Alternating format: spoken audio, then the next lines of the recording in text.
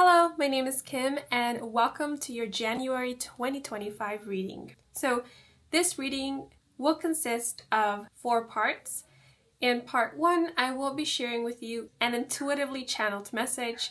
In part 2, I will be working with oracle cards to get an overview of the month as well as find out what the main themes and lessons of January will be. In part 3, I will be working with El Tarot to find out 2 things. First, we are going to get information about what challenges might present themselves to you this month. And second, we will find out what it is that you can look forward to in January. For example, blessings, good news, opportunities, etc. And for part 4 of the reading, I will be pulling out extra oracle cards to answer any specific inquiry that you may have, as well as to offer you guidance on any particular situation that you are currently wanting guidance on. And please remember and keep in mind that not everything is set in stone. Energy is malleable, therefore it can change and transform in accordance with your current actions, decisions, and even way of thinking. Which is why I always promote the idea that it is you who shapes your own destiny. So with that in mind, throughout the reading, as you are listening, claim that which you want and take note of that which you would like to change to create, in your perspective, a successful or wonderful January of 2025. Okay? And with that being said, let us now take a closer look at the options.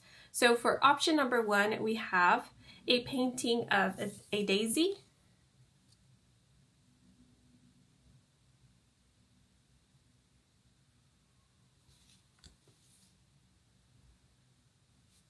For option 2 is an illustration of a horse, and this is a postcard, by the way.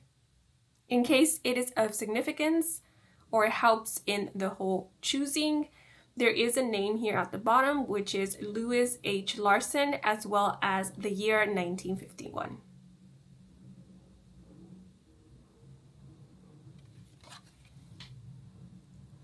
For group 3 is a quote. Let us learn, like a bird, for a moment to take sweet rest on a branch that is ready to break. She feels the branch tremble, yet gaily she sings. What is it to her? She has wings. She has wings. And we have a small illustration of a bird on a branch.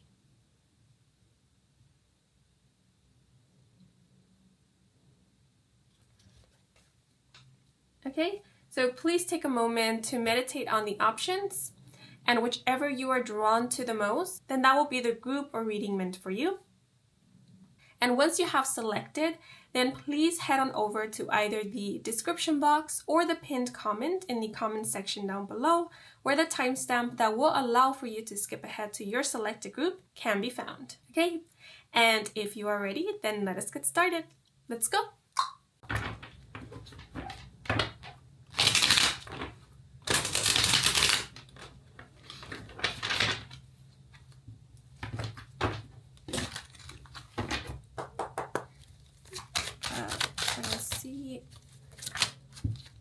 So,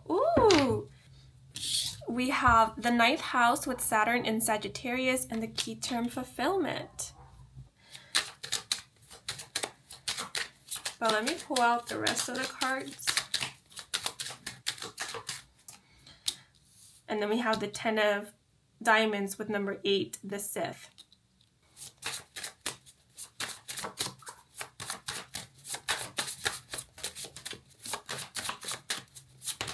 Good references. But we have Neptune with dreams, illusions, inspiration, psychic powers, confusion, and spirituality.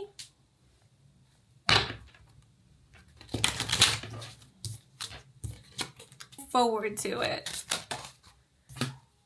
And then we have number 24 with fast ignite. And the message: a fast energy may be what you need right now to feel alive. Engage in adrenaline-seeking activities. Make the move you were too scared to do. Jump, run, bike, dance. Sex it up. Get your heart pumping. Say yes. So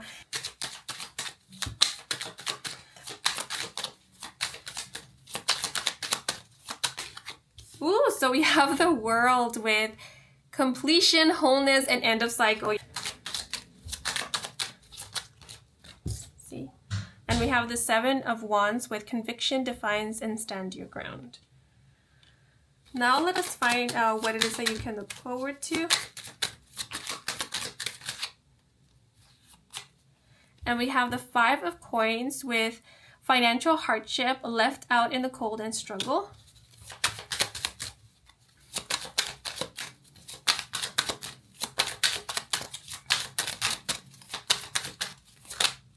Oh, okay. That one kind of spat out. And we have Strength in the reversal with vulnerability, weakness, and self-doubt. Interesting. And then I do want to point out that the card at the bottom of the deck is the Ten of Swords with traumatic events, playing the victim, and immense pain. Underneath the Ten of Swords is the Death card. Yeah, because look, underneath the Death card is the Four of Swords, because under the Four of Swords was the Four of Wands and then the Empress. Hello, if you chose the Daisy, bienvenidos to your reading. So the message Look Beyond came to mind when meditating on the energy of this group, which reminded me of the quote, "Look beyond what you see," from the Disney movie The Lion King 1.5, said by the character Rafiki to the character Timon. So Disney films, the Lion King franchise could be of significance, yet the message and quote in and of itself, look beyond and look beyond what you see, is hinting at that this month you'll find yourself either looking forward to the future, planning for the future, or reminding yourself that what you see right now or your current situation that you are experiencing is not all that there is, that it is indeed temporary. It could very well be just a phase that will come to an end at some point, and that whatever comes next after this phase doesn't have to look like or have anything to do with whatever it is that you are experiencing currently, or it will be a betterment, development of whatever it is that you are experiencing currently. So I am sensing a bit of forward thinking on your part during this month of January. And I'm not sure if this is true of the Daisy, but what is coming through currently is that the Daisy in and of itself could be a symbol of hope as well as new beginnings. And what just came to mind was the image of somebody raising their glass to give a toast to the future. So here is to the future, to what is to come, to brighter days, better prospects, and fuller smiles. So you could be entering the month of January really anticipating or looking forward to the year 2025, or there could come a point in the month of January in which you are decidedly choosing to move towards and or create a brighter future for yourself, whatever that might mean to you personally, right? Because we all have different definitions or a different idea as to what a brighter future looks like for us, or what, even success means for us personally. So that will very much depend on what it is that you want to create, experience, and or improve upon. But something else that came through was this feeling of peace and tranquility. So a lot can happen in 1 month, right? Therefore, there may be days in which you will find yourself possibly being pulled in different directions, find yourself pretty busy, or quite occupied with one very important responsibility or matter. Yet I feel that although there might be some hectic or chaotic days, in between these so-called days, there are going to be moments of peace, tranquility, and calm. And although that might sound pretty obvious because, fluctuations do happen, it gets pretty busy, and then things get calm. What I'm sensing to be your case for this month is when things slow down in the month of January, they will slow down.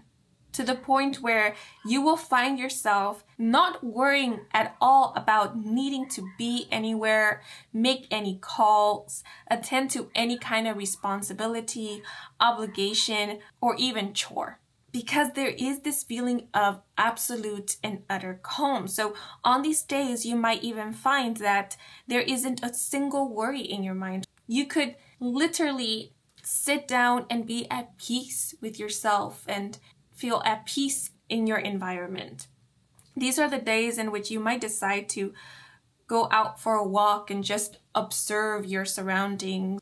Because what I am envisioning in my mind is someone sitting on their porch, on their balcony, on their doorstep, and simply looking out into the street, maybe going to a cafe, sitting at a cafe next to a window and doing some people watching, or just looking at the trees, observing how the leaves sway or the birds flying by, that kind of thing. And I'm bringing this up because this was what was being highlighted for me, this peace, this calm, this tranquility. So I feel like this month you will experience more days like this where you will be able to take it easy than maybe you've had experienced in the past, maybe in the previous month or recently. So maybe that's something to look forward to for those of you who have been wanting a little bit more time to relax or just to slow down. Now, something else, when I was looking at this daisy, the plant chamomile came to mind, as well as cloves. So chamomiles and cloves could be playing some kind of significant role in your life this month of January. You could be utilizing the medicinal properties or health benefits of these plants to assist you in some kind of way. But of course, chamomile reminds me of tea. So if you are a coffee person, this month you could be switching from caffeine or coffee to tea. Or this month you could be drinking a little bit more tea than you normally do. And it doesn't necessarily have to be chamomile tea. I'm just thinking of tea in general. And of course, the flower daisy could be of significance, or even the name daisy could be of some importance, especially for this month of January. But now I am going to move on to the oracle cards, which will help us to get an overview of the month, find out what the main themes and lessons of this month will be. Now, before I reveal the cards to you, this is my second time recording this reading, so I already have the cards in hand. And I am aware that some of you do like to see the cards being shuffled and being drawn out. So because I do have that recorded, I will provide either a timestamp that will redirect you to that footage of me, shuffling each deck and pulling out the cards if you are interested, or I might just provide it here somewhere as I'm revealing the cards to you. I'm not sure how I'm going to do that, but it will be provided to you. And the reason why I am filming this reading again is because I wasn't quite pleased with my first recording. I felt like I was all over the place and I was also mumbling quite a bit. So I became quite frustrated with myself and I didn't want for you guys to go through that as well. So hopefully this time around, my delivery will be a little bit more clear and concise and organized. Okay, but let us get started. So the first card that fell out for you guys was the 9th house with Saturn and Sagittarius and the key term fulfillment. And we also have the 10 of diamonds with number 8, the Sith. The card Neptune with dreams, illusions, inspiration, psychic powers, confusion, and spirituality. And lastly, we have number 24 with fast, ignite, and the message, a fast energy may be what you need right now to feel alive. Engage in adrenaline-seeking activities. Make the move you were too scared to do. Jump, run, bike, dance, sex it up. Get your heart pumping. Say yes. Okay, so one thing that is standing out to me right from the get-go is that we have consecutive numbers in your spread. We have 8, 9, and 10. So whenever I see consecutive numbers, that makes me think of forward movement, progress, development. So this month of January, you will be experiencing some kind of development. And it will most likely be in your financial situation, your business prospects, work opportunities, education or higher learning, travel, relocation, and or a living situation.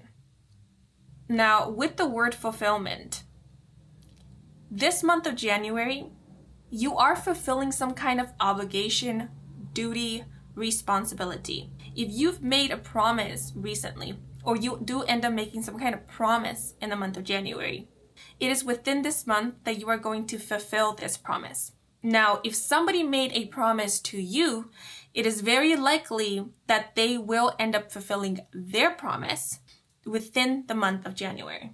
Yet I do see something coming to an end, something being wrapped up or sealed. So a couple different scenarios are coming to mind. Some of you could be sealing or closing some kind of deal in the month of January, because with this money bag here, it does make me think of some kind of transaction. So it could be that in January, you are making a very important business transaction, or you are making a very important purchase. It may also be that this month you will be making one or more good sales, because the word fulfillment is making me think that you will be quite happy at the end of all of this. You will be winning something, especially winning something monetary. So what else is coming through is if you have made some kind of deal in the recent past, it is in this month that you are seeing the outcome, the income, the financial profit, or your cut of this deal. This is also making me think of you being fairly compensated for some kind of job, project that you did, or service that you provided. Yeah, so if you've been working on a project for quite some time, it's very possible that in the month of January, you will be completing this project and getting paid for it. Or if you recently completed it, maybe in the year 2024, it is in the month of January where you're getting paid. And you're getting paid fairly for it. Because again, I see you being quite happy and content with the outcome. It could also be the other way around. Maybe it is you who is compensating another for their services, or it is you who is paying another for some kind of work job that they did. Now, because I am talking about endings, I also sense that for some of you, it could be the case that a contract is ending. Or if it's not a contract, again, it could be some kind of deal or some kind of agreement that you made that is now ending. And so I'm seeing, again, different scenarios here, especially if this is resonating with you. One is that a lot of you, after this ending, you will either be going through a period in which you will be on the search for the next project, for the next work opportunity, for the next collaboration, or maybe even job offer. So the example that is coming to mind is of a contractor who has just wrapped up a project and now they are on the search for a different client, for a different project to start working on. But the other scenario that is coming through is if, for example, just as an example, we're talking about a contract ending. This month, you could be offered to renew this contract. If you worked with, let's say, a team or with someone or worked for someone, this month, this person, this team, maybe it's a company, maybe it's an agency, they will be offering you to work again with them on a different project. They will be offering you a second or just another deal. And then it is up to you to decide whether you do want to renew this contract, whether you want to work with them again.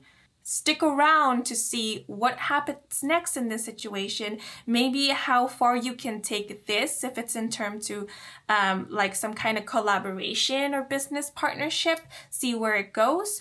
Or if you decide to say no, decline, and see what else is out there. You know, test your luck somewhere else.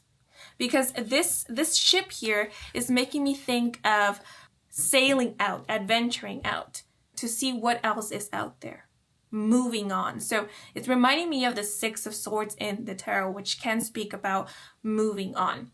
So a lot of you could be choosing to do that because fulfillment is making me think of someone who has fulfilled their responsibilities or feels like they already peaked somewhere, they already did the best that they could with something, like they already completed their quest per se, and now it is time to move on. Like, it's time to see what is out there. So a lot of you this month could be feeling that way. So I do sense that the vast majority might choose, or you could already be thinking about moving on to the next thing, seeking other opportunities. Some of you might even possibly be choosing or thinking about ending a contract earlier than stipulated. But that, I feel, will be for just a select few of you.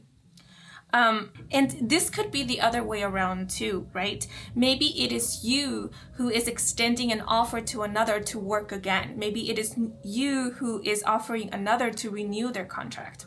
And if that is the case, it could be that the person who you are offering this renewal or this second opportunity might decline or say no. And if they do, please don't take it personally, because at least how it's coming through in this reading is that this person isn't saying no to you, right? This person is simply saying no because they do have other plans. This is a decision that they are making based on their own career or future plans.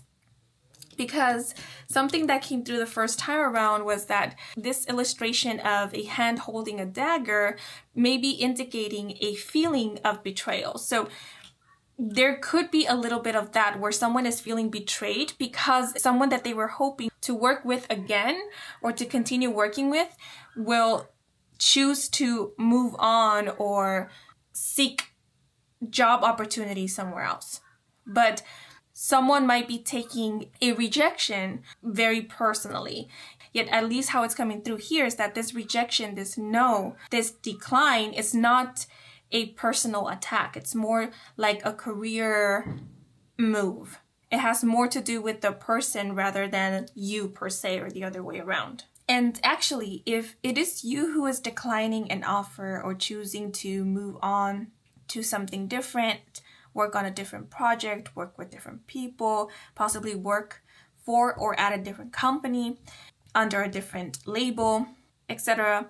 It could be because either you have already been extended another offer, another work job opportunity, and that's why you're choosing to move on, or at some point in the month of January, you will be extended some kind of offer from a different party. But for others of you, it could just be that you feel it's time to explore something else, something new, something different. Yet, with the 10 of Diamonds reminding me of the 10 of Pentacles in Tarot, which often speaks of something long-term, this month I do sense that something that you've been a part of for quite some time, or that's been ongoing for quite some time, or that was long-term, is coming to an end this month. And I do sense that this will be pertaining to like something related to business, to work, to finances, ownership, or a living situation. And I mentioned living situation because with the 9th house, I do sense that a lot of you will end up either traveling overseas, or you will end up physically moving or relocating. So what else is coming through is that some of you may be selling a property, or you could be renting out a property. And this is a move that you are making or that you're planning to make because you are thinking about relocating. Maybe some of you are wanting to sell a property because you are planning on purchasing a different property. And if it is the case that you've been trying to sell like a property or just sell something, I do feel that it is in the month of January that you will end up selling this. Because I did mention you making a big sale, or you closing some kind of deal, being quite happy with some kind of transaction. Maybe some of you are looking for a new place to stay, and that will be one of the main focuses for the month of January. This is also making me think of someone who is possibly moving out from home and moving into a dorm. Or they are traveling overseas because of school, to pursue higher education, higher learning. Yeah, so that could be the case for some of you. But of course, the situation will differ for each one of you. Yet with fast, I do sense that at some point in the month of January, you will be experiencing some kind of change or shift. How it's coming through is that things are going to shift or change for you fairly quickly. You might need to adapt to a new environment fairly quickly. So examples that are coming to mind is if someone is resigning from an old job, they could be starting a new job not soon after. And so the transition from an old job to a new job will be quite quick, and their time to get adjusted to this new work environment or maybe a new schedule will be quite short, or they themselves might feel like things are moving too quickly, right? Because they just came out from this old situation and now they're being required to get adjusted to or get familiarized to a whole new environment, to a whole new situation. So the adjustment period could be quite short, or like I said, you might feel like things are moving or happening too quickly because the transition is way too fast.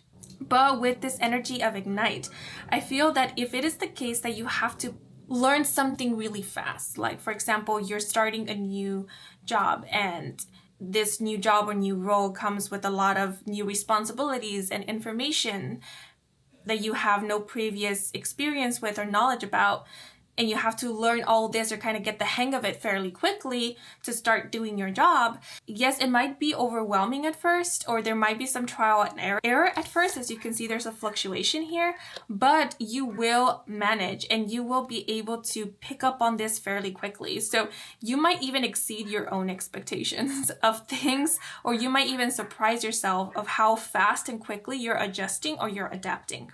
Because I do feel like there will be a situation this month that will require for you to adapt fairly quickly, but you will end up doing it. You will end up accomplishing some kind of goal that you will be given or that you will need to achieve in order to get settled, because that's the feeling I get with the 10 of Diamonds. Like you're getting settled somewhere new. And I feel like once you get settled, once you get adjusted, or once you get the hang of something, that's when things are going to level out. And that's when maybe you will experience that period of relaxation, of utter and complete calm. And with Neptune being here, I do sense that this month you are going to rely a lot on your gut instincts, on your own intuition. So there will be times in which you will find yourself saying yes to or saying no to offers or opportunities presented to you right away. There will be times in which you will find yourself making a decision right then and there without overthinking it, without second guessing it. And it will be because either you had a good or bad feeling about it, and that is what is driving you to make a decision right then and there. So, for example, if somebody comes up to you and starts striking a conversation with you, and then they start offering you to partner up or to invest on a business of theirs, and if right from the start you had a bad feeling about this person, or your first impression of them wasn't that great, or throughout the whole conversation with this person you felt uneasy, you felt wary, you felt hesitant, then once this person extends whatever kind of offer to you, instead of thinking about it, you'll immediately say no. Because right from the get-go, you felt like, there's something off here. There's something not right. And I'm really not interested in finding out what that something not right is, or taking anything with this person further. And there could be situations in which it will be the other way around. You will hit it off with somebody right away. You will feel that excitement, that curiosity, and you might find yourself jumping into the first opportunity to work with this person or to start something with them. But it will be because you have decided, right? It will be because you felt inclined to, because you felt inspired to, because some inner part of you, your inner compass, your inner guidance, your instincts, intuition, drove you to do so. So you could be experiencing what is known as inspired action in the month of January. But with the planet Saturn here, which is the planet of discipline and structure, I do see you getting organized this month. The Sixth is also making me think of organization. And this is also making me think that your discipline, your diligence, your consistency, hard work, and dedication will be paying off at some point in the month of January. Or you will be seeing a payoff or some kind of reward from it this month. And the Fast card is making me think that there will be some kind of increase.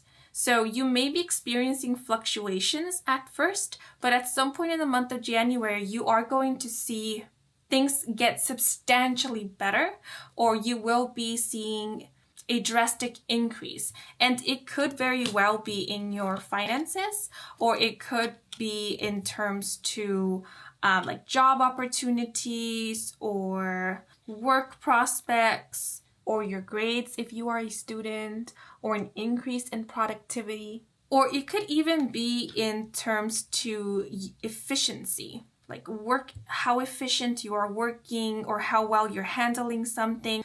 This could be a situation in which if you're trying something new or you're settling in somewhere new at first, like I mentioned previously, there could be a lot of like trials and errors, which happens during an adjustment period. But then you will experience either some kind of breakthrough or a moment in which some things will just click for you. And from then, it's sort of like game over. Like everybody watch out, because you've become quite good at something, or you're excelling at something. You're just getting better and better and better. You're improving or getting better at a faster rate. For those of you who are investing or have invested in or like bought stocks or something along those lines, it could be the same. You might be seeing some up and downs, and then there will be some kind of increase. This could also be in terms to like financial profit, revenue. But this increase, this betterment, this development will all be a result of your tenacity, your dedication, your willingness to push through and keep moving forward. It will be because of your either hard work or dedication. And with Neptune, I do see you planning. There could be a lot of daydreaming at some point in the month of January, especially when things start slowing down for you. But I do see you looking forward to the future. I do see you imagining, envisioning, anticipating what is to come, or already daydreaming or even planning for what it is that you are going to create or what it is that you're going to do next. And if some of you are planning on relocating, moving, if some of you are students and you're soon going to move to campus, before you move, you relocate, before you travel, maybe, you will find yourself kind of like daydreaming or imagining how it is going to be once you get there. Because I do sense some excitement, some anticipation for what is to come, or how something is going to turn out, how it will be. Some of you could already be thinking about how you're going to decor your new place, how you're going to spend your days, maybe even spend your money, because I did mention that some of you will be getting paid, well paid for something that you did, worked on, so forth. So there's a lot of imagining going on. But let's see. The 24th of the month of January could be of significance, as well as the 8th, 9th, and 10th. But now I'm going to move on to, something else. This month you could be seeing a lot of signs or experiencing quite a few synchronicities, and a lot of you could be seeing specific number sequences quite often, or repeating numbers or angel numbers, because I am noticing that we have numbers here, and the numbers that I am seeing are 3, 6, 5, 8, 7, and 0. So those numbers could be of significance. The number 5870 is making me think of a home address. So definitely some of you could be physically moving, because it's making me think of a change in address. This could also be like your work address could be changing. But what else I'm seeing are clovers. And 3-leaf clovers are often known to be a symbol of hope, faith, and love, whereas 4-leaf clovers are known to be a symbol of good fortune and luck. But what I'm seeing here in specific is a 3-leaf clover. So 3-leaf clovers could be of significance. I'm also seeing a key or something that looks like a key. So keys often indicate solutions, answers, as well as opportunities. So you could be seeing a lot of keys, images, illustrations of keys. And when you do, that could be an indication that maybe a job opportunity is going to present itself to you, or some kind of opportunity that will help you progress, move forward, or help your situation or help you in some way. Or it could be an indicator that the answer to your problem is about to be revealed to you, or that there is a solution to whatever problem that you are currently dealing with. Also, you could be getting the keys to an apartment, to a building, to a residence at some point in the month of January. Or some of you could even be, because the ship is making me think of transportation, you could be purchasing or getting a new car. And it could be new in the sense of it's brand new, it's a car of the year, or it's used car, but it's new to you, and it's in good conditions. Some of you could even be making a copy of some kind of key, or if you at some point happen to misplace your key, know that you haven't lost it, you just misplaced it, and you will come across it again. You will find it at some point. Also, if you happen to find yourself misplacing your keys quite a bit, that could be a sign in and of itself. Maybe it's your guides or universe, your higher self, kind of hinting at you to pay attention to something, or that there is some kind of opportunity that you're not seeing, or that you're not maybe taking advantage of, making use of. I'm also seeing a hook, which makes me think of catching a good deal. So some of you could be getting a good deal on something. You could be getting a discount. You might be offered to pay something in installments if you can't pay it right then and there. If you've been wanting to take out a loan of some kind, you will be able to do so. And if you need some kind of financial aid, I do see you receiving this financial aid. And some of you could even be seeing like an increase in the financial aid that you do receive. You're getting more money than you normally do. I'm also seeing something about a scholarship. So if you are thinking about applying to a few scholarships, not just one, I'm thinking about a couple, you are being encouraged to do so, because the likelihood of you winning this scholarship are pretty high. And I feel like they will get higher with the more scholarships you apply to.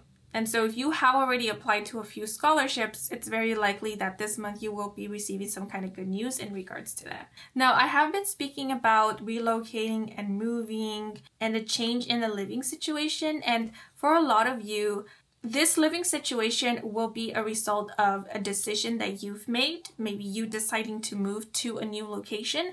But for others of you, it could be the result of you being in a way forced to move. So for example, if you are renting, it could be that the landlord is thinking about selling the place, and so you will be given a notice that you need to move out by a certain amount of time, and that will result in you looking for a new place. And that could be the thing that might feel like it's happening fairly quickly, because again, I sense some kind of ending, but I feel like this ending, it is instigating change. It is giving way to some kind of new beginning that was already incoming, or that was already in the works. This sort of feels like the thing that will launch you into some kind of new chapter or new phase in your life, to help you move along, to help you progress in some way or the other.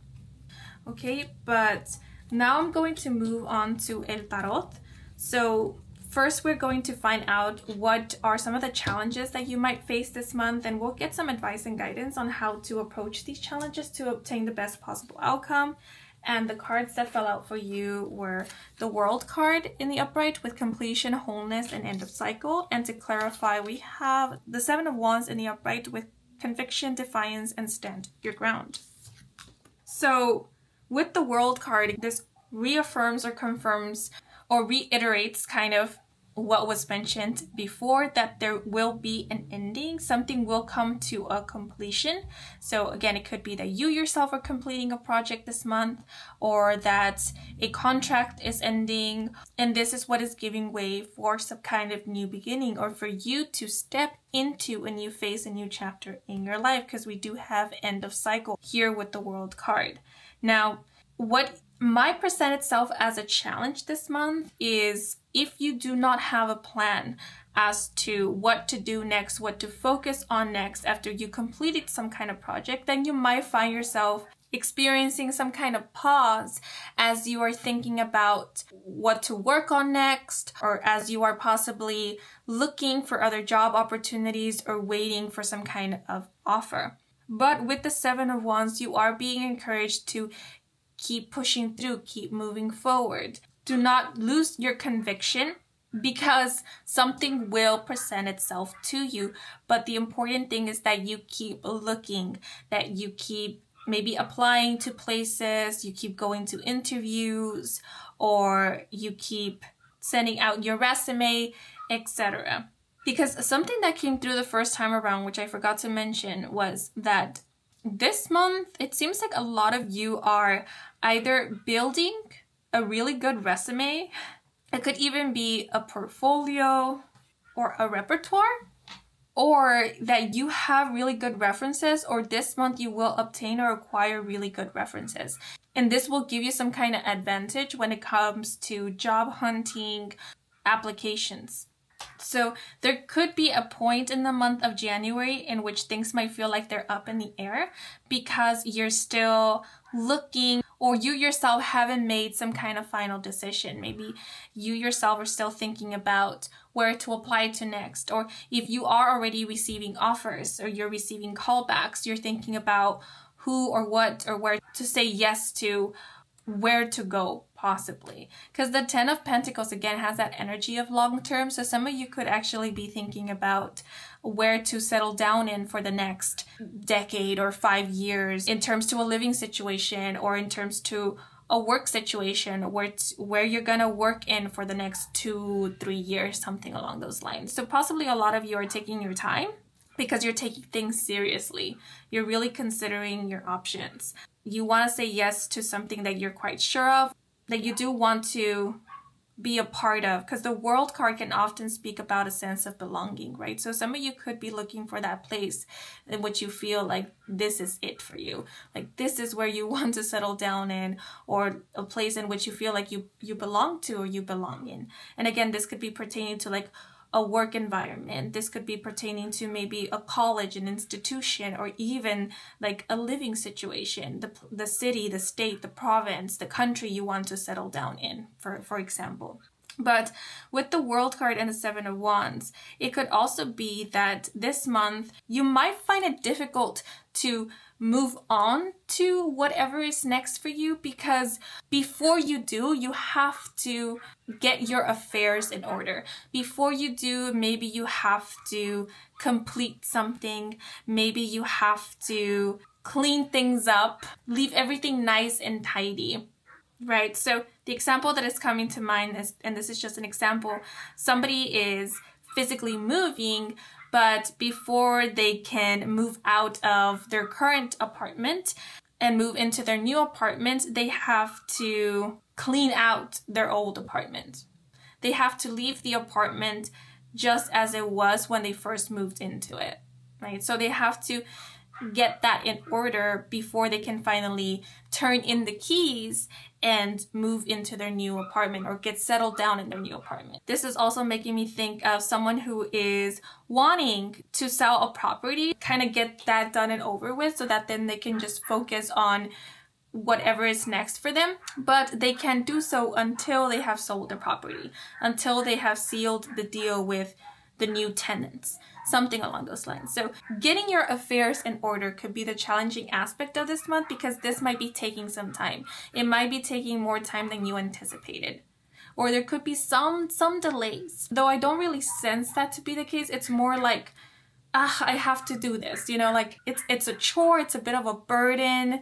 It feels like a waste of my time possibly, but I have to do this so that I can just focus on the new. Because that's the feeling I'm getting here. Like, it's best for you to get your affairs in order, leave everything tidy and neat, so that you don't have to carry any burdens of the past, of this old chapter, into your new chapter, so that you can start your new chapter clean. Because you don't want to be focusing on the new while you're still focusing on things of the past. It's best for you to have no unfinished business, right? So things that you might experience as delays, you might perceive them as such, but in actuality, this is time given to you so you can set your affairs in order, so that you can get everything done properly. So that once you transition, all you have to focus is on the new and not on the old as well.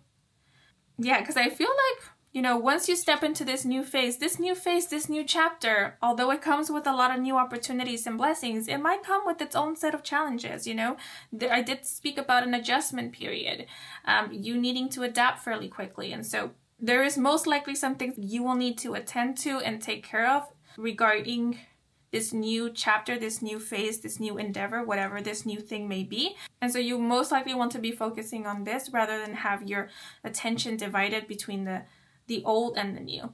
And some of you could be working on some kind of new contract. You could actually be making some kind of negotiations for quite some time in the month of January.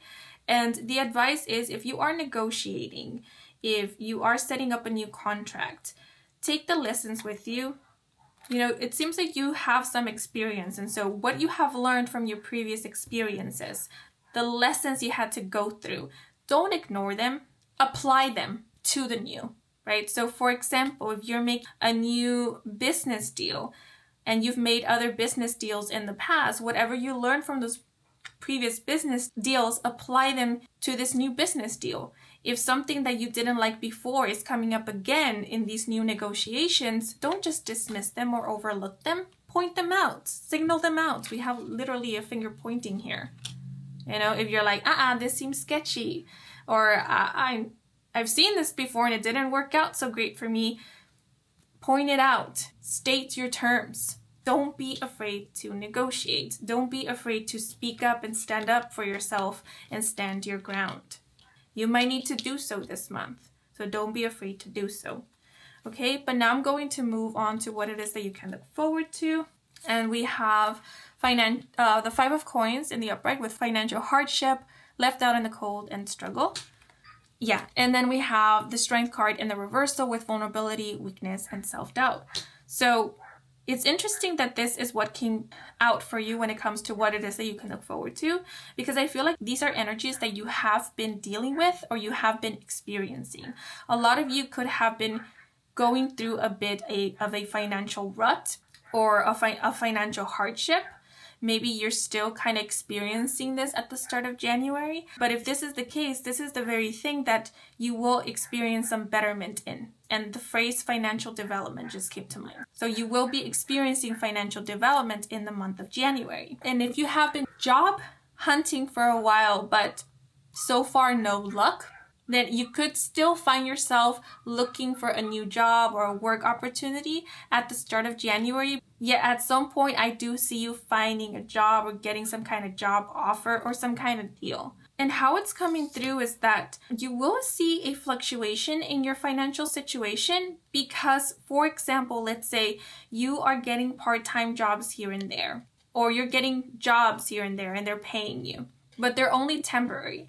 And that results in a fluctuation in your financial income. Yet one day you get a part-time job that quickly turns into a full-time job position. And this transition from part-time to full-time will result in you seeing a difference in your salary, in your income. And so that's when you might experience this increase. And when things level out for you is once you get settled down in this full-time position. Because having a full-time job will result in you having a stable income, right? So that could be the case for some of you. Or this could just serve as an example of something similar that might be occurring for you in the month of January. Now, with the strength card being in the reversal, I sense that something you can look forward to this month is there being a shift in your confidence, there being a shift in your optimism, right? It seems like you guys have gone through a lot. You have been facing some difficult time, or you have gone through tough times. And so it's understandable if you have felt beaten, if you have felt or are feeling overwhelmed, possibly even tired emotionally, mentally, or physically. So if you are, don't beat yourself up for that. You're doing the best that you can with what you have, and you're pushing through. And that requires a lot of energy and a lot of strength, and you've given it because you have it. And so this month I see you pushing through. I see you fighting. You have a warrior spirit to you. Yet if you've lost any of your confidence or you feel like you're starting to lose it, you will be regaining it this month. You will be regaining it. You have a strong conviction. You have a strong will.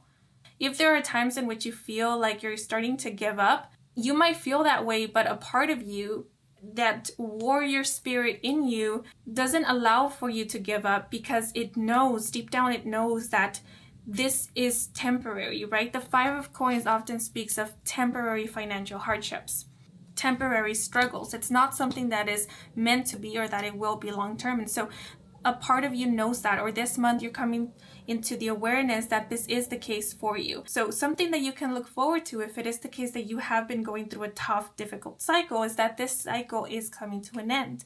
Now, I don't want this to seem like you will never experience a challenge ever again, because, life always comes with a set of challenges, no matter what phase of our life we are in.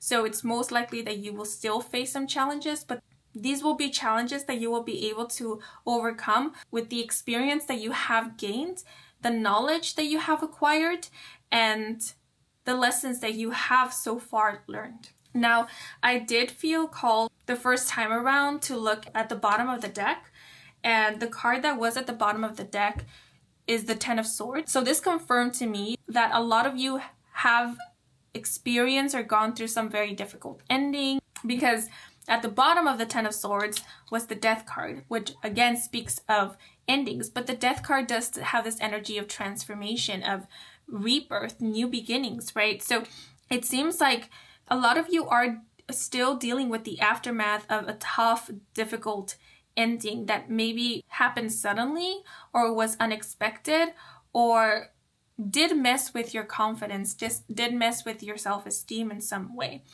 Yet it seems like now, or in the month of January, you are experiencing some kind of rebirth. You are like the phoenix who is rising from the ashes. And so maybe if you have been going through a difficult time, this was a time in which you were mourning or grieving this ending, or possibly even a loss, because the Death card can speak about losses.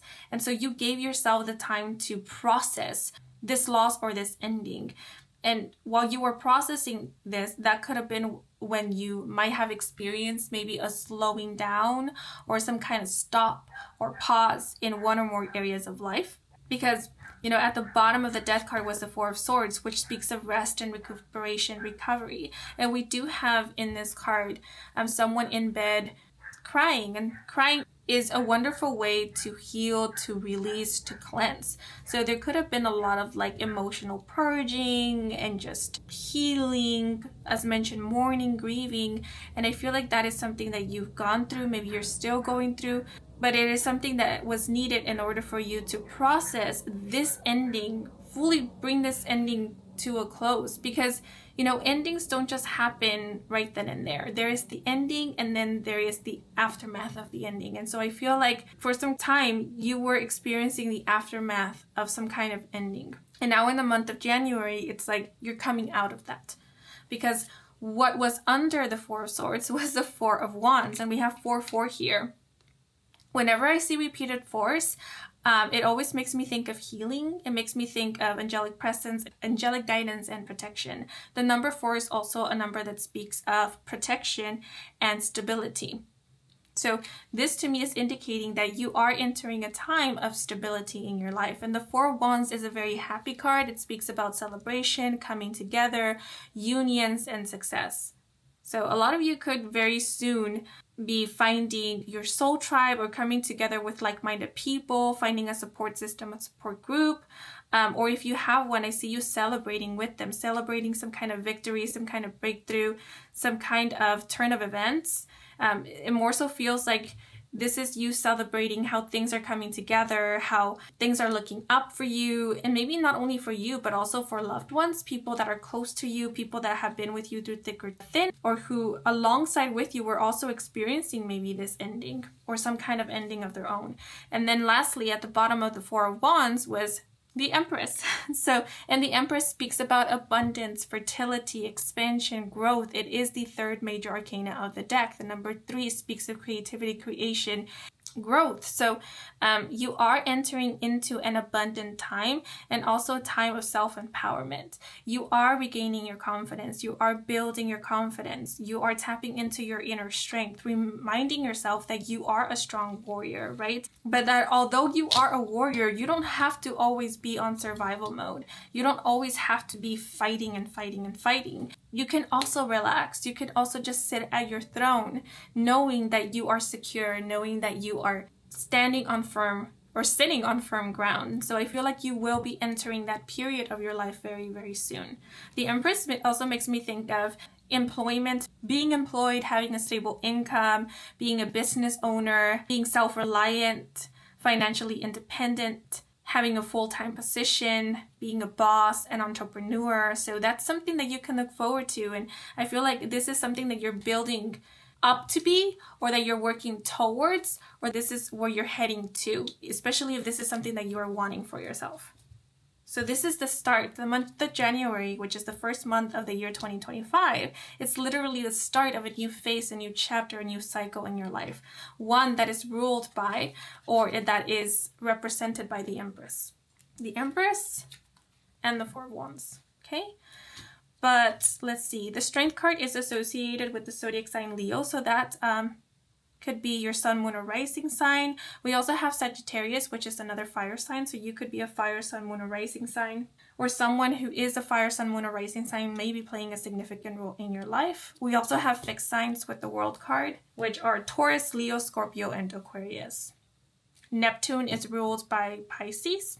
But let's see, this month you may be helping somebody out. You might be providing financial assistance or even emotional support to someone who is in need or going through a difficult time. Or it could be the other way around. Somebody might be helping or will be helping you.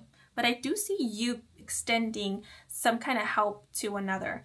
And that is, of course, if you are in a position to do so, right? Don't feel like this is something that you have to do, especially if you yourself are going through a difficult time. But now I'm going to move on to the last segment of this reading, in which I will be offering you more personalized messages. For this part of the reading, you can, if you'd like, think of a question that you have and you would like to receive an answer to from your spirit guides, or just spirit, universe, or you can think of a situation that you would like guidance on.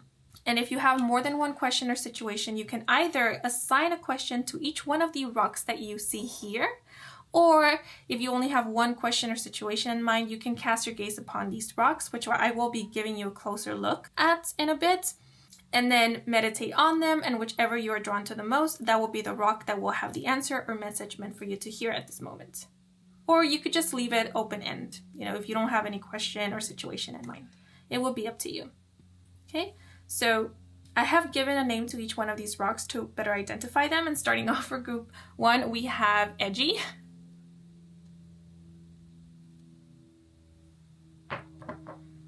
For group 2, right in the middle, we have Pepper.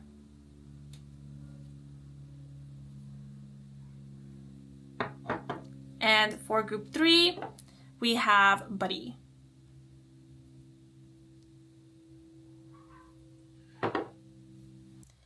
Okay, so I will give you a moment to think of your question or your situation, assign it to a rock, or select a rock.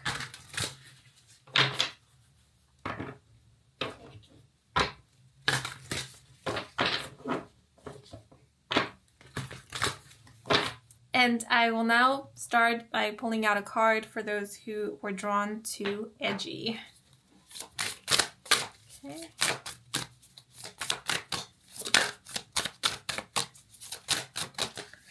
Okay, so we have a crab with consider the unconventional, take a sideways approach.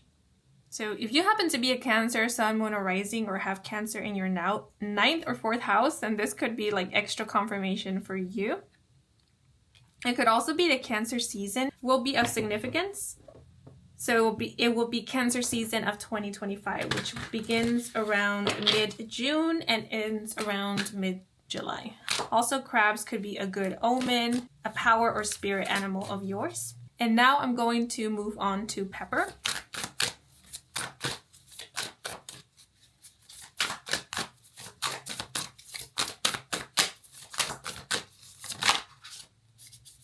So 2 cards fell out for you guys, which is the mangrove with stay grounded, extend your roots, and gain stability, as well as compass with divine guidance. So yeah, I did speak about signs and synchronicities. So if you start seeing a lot of signs or experiencing a lot of synchronicities, that could be spirit guiding you being divinely guided through these means.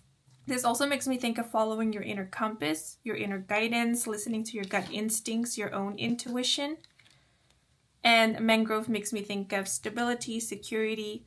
So stable times are manifesting for you, or you are creating stability in an area of your life or in your life in general. It could also be that you yourself are feeling more stable and or secure, especially more so as the month progresses. Or you will be feeling so at the end of January. And now I'm going to draw out a card for those who chose the buddy. Ooh.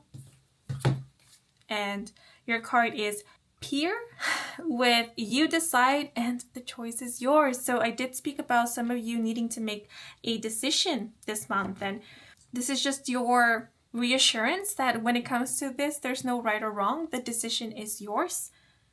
You get to decide what is best for you, what it is that you want to do, what you want to focus on, where you want to head next.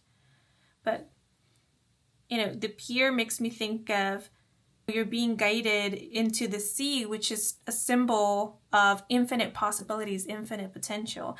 The Peer is also making me think of a harbor, which to me indicates getting ready, preparing to journey, go on some kind of adventure. So this could also be hinting to you that you are stepping into something new. You are about to go on some kind of adventure, or soon you will be traveling. And most likely, if you end up traveling, it will be long distance or an overseas trip.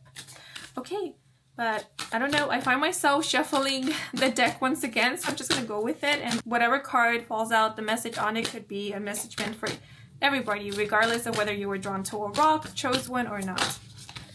Okay, and we have starfish with trust your instincts and follow your own intuition. Yeah, which is pretty much what we were talking about. So this is a message for all of you. Trust your instincts and follow your intuition this month. Trust in yourself. You will guide yourself in the right direction, on the right path. Okay, so let's see. Anything I want to point out? Crabs, compasses, or starfish or star-shaped things. Stars may be an important symbol or sign or good omen. Some of you may be visiting the beach or spending some time at the seashore, seaside, or you could be relocating to a place near the sea, near the beach, or that is pretty tropical. It could also be a place that is known for its strong winds or cold weather or gray skies, something along those lines. I'm thinking of places in Europe or England, but only take that which resonates. And for those of you who were drawn to the stone pepper, the mangrove and the compass are making me think of settling down somewhere new, somewhere foreign perhaps. Establishing roots somewhere completely new and different. So if you were drawn to the stone pepper, then this could be like extra confirmation for you if you needed it, that you will be relocating possibly this month, or if it's not in January, in the near future. But you will be settling down somewhere new, or you will be settling down somewhere. If you're currently kind of worried about your living situation, you will find somewhere nice and safe and secure to settle down in. These are all the messages that are coming through for you guys. I hope you enjoyed this reading. I hope it brought some guidance and clarity. If it did, then please leave a like or a comment. And if you are new to this channel and you want to stick around for more readings with me, Kim, then please do subscribe. I do offer personal readings. All the information is in my website, and the link to my website can be found in the description box down below. yeah, if you stuck around to the very end, thank you so much, because I know my readings tend to be pretty long. And if you happen to watch the advertisements or just let them play in the background, thank you so much for that, since that is the simplest way to support me and to support this channel. So if you did, I truly do appreciate it. And before I sign off, I want to give a thanks to my spirit team, your spirit guides, for assisting me with delivering these messages to you. And I am wishing you and your loved ones a wonderful month of January. And until the next moment, bye bye.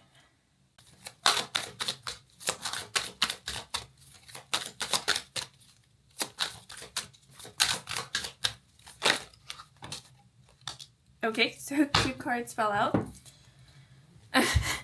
And we have the 3rd house with Sun in Gemini with versatility. And look what we have here. Someone literally doing some kind of acrobatic performance. Okay, sorry. We do have the 3rd house with Sun in Gemini, versatility. And we also have the 4th house with Mercury in Cancer and the key term intuition. You could be coming up with a new format. But we also have the new moon with time for manifestation, new beginnings, new cycle, and rejuvenation.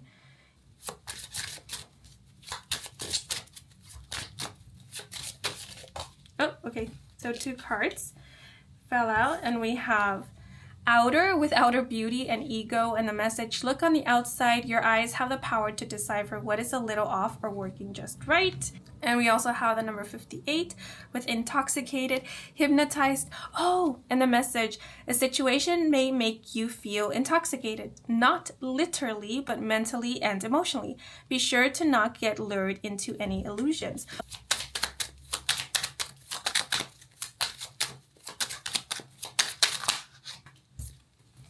Wow, this card fell out for group 1. So we have the 10 of diamonds with number 8, the Sith.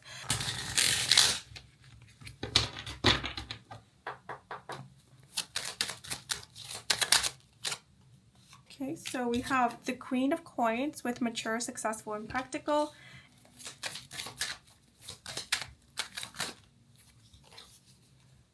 And then to clarify, we have the 3 of Swords in the upright with heartache, trauma, and sorrow.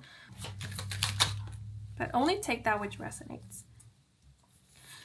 Okay, but for what it is that you can look forward to, we have the 6 of Swords with calmer waters, moving ahead, and healing.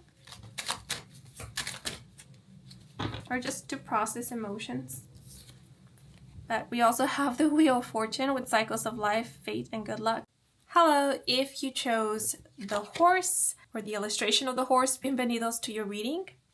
So this January, you will be taking some time to do a 2024 recap or do a review of your previous year. How you fared, what you learned, what worked out, what didn't. And this could be something that you're doing for your own personal benefit, especially if you are on some kind of maybe spiritual journey or personal development journey. But for others of you, I feel that what you will be doing at the start of January is kind of taking inventory. And this might be true for those of you who are business owners.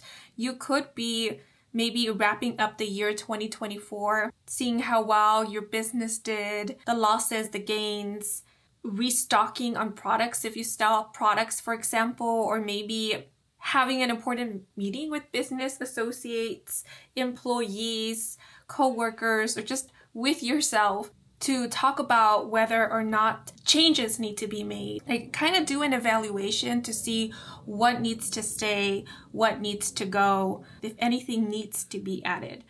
There's this feeling of sitting down with yourself to see how well you did or see what it is that you're left with. Because I do see somebody taking the time to maybe look at their savings or look at their bank account, do a bit of financial management, financial assessment, maybe go to a financial advisor, an accountant to take care of their financial matters and get a good sense of how they're starting the year 2025, like maybe how much money they're starting the year with, what they're working with, so that then they can start planning or kind of preparing for the year 2025.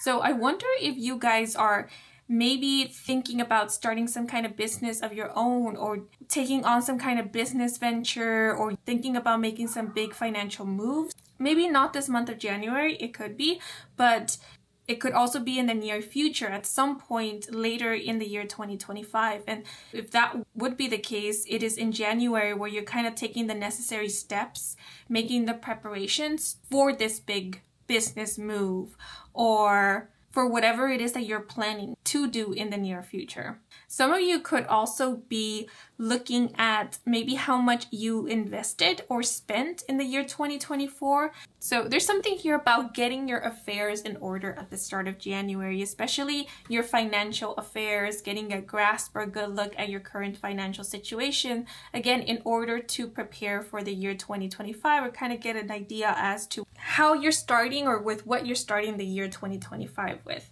And some of you could be doing this because you are wanting to get better at managing your finances, perhaps. Maybe that's a goal for the year 2025. And so you're starting right away in the month of January. Yet, whatever your case may be, I do see you being quite focused this month and determined. So if there's a goal you want to achieve or something you want to accomplish, I see you being quite determined to achieving this goal or accomplishing whatever this is. The feeling I'm getting is that you're not wasting any time. You're getting right to it. So as mentioned previously, this month could be a month of preparation, of planning, getting situated, but most importantly, getting started. Kind of setting the pace, perhaps, for the rest of 2025, or maybe just for the first half of 2025. I do see a lot of you having some kind of financial goal. It seems that a lot of you are trying to get a return of a current investment, maybe some investment that you made in the year 2024, or you are wanting to recover some kind of money that you spent or that went to some expense. And so with the determination that I am seeing or picking up on, I feel like if this is your case, you will be achieving your goal. You will be seeing the return of your investment, or you will be getting your money back. It's also true for those of you who are planning to save up for something. You will be saving up the amount of money that you need. Again, this could all be happening in the month of January, though I feel like this is more of a long-term goal, something that you're just starting to do, beginning, kind of setting the pace for this month rather than actually achieving it or completing it in the month of January. Now, the horse does make me think of the expression healthy as a horse. So when it comes to your physical health, it seems like there will be improvement in the month of January, or it might be that this month you're making your health, more specifically your physical health, a priority. So you could be undergoing some lifestyle changes with the intention of improving, bettering your health. I do see you taking better care of your body. So some of you could be resuming or continuing some kind of fitness journey in the month of January. Yet I do see you undergoing or seeing some kind of change in your physique this month. So yeah, some of you could be taking to exercising, maybe lifting, doing weights, or you could be taking on some kind of sport or physical activity that will eventually, over the month of January, result in you seeing some changes in your physique and in your stamina. So you may be gaining more muscle, or you could be getting pretty toned, pretty ripped, or you could be seeing that now you have more physical strength. You don't get tired that easily. You have more energy throughout the day. Also, I'm seeing something about flexibility. So again, some physical exercise routine or activity that you're doing could result in you being more flexible, or you being able to accomplish physical feats that you weren't able to in the past. Yeah, some of you could be doing something related to gymnastics, acrobatics.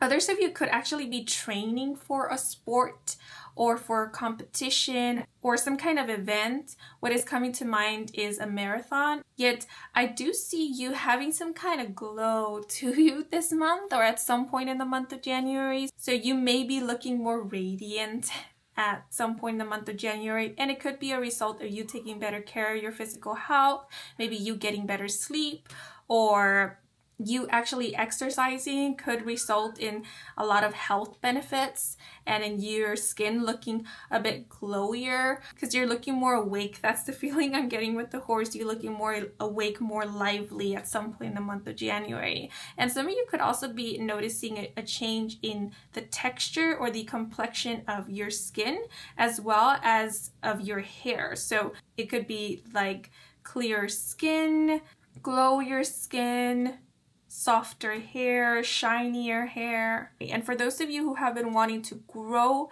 out your hair or grow more hair, you will be seeing some betterment or improvement in regards to that this month.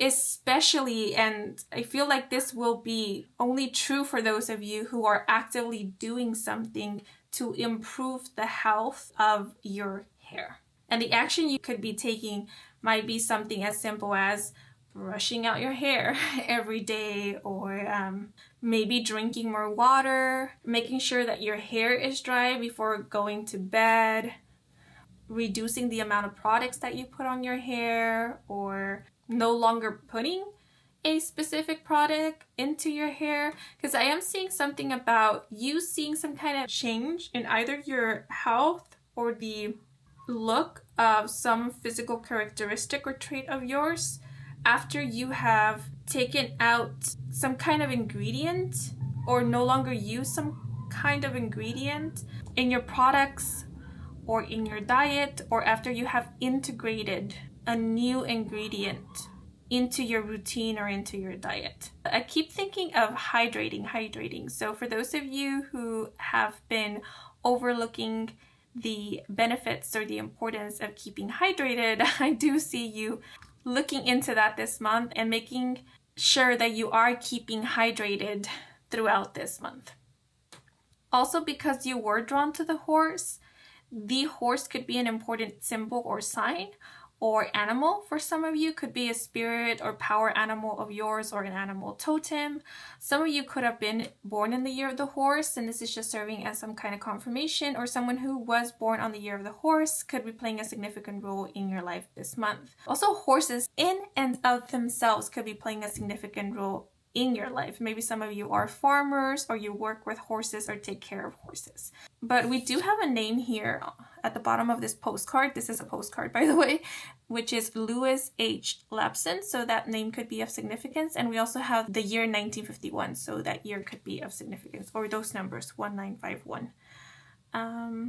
Horses also making me think of freedom, being free-spirited. So this month you could find yourself being quite independent, feeling quite independent, following your heart's desires. Or what just came through in specific is this month you will be doing your best, trying your hardest, or making sure that whatever promises you make to yourself, you are keeping them.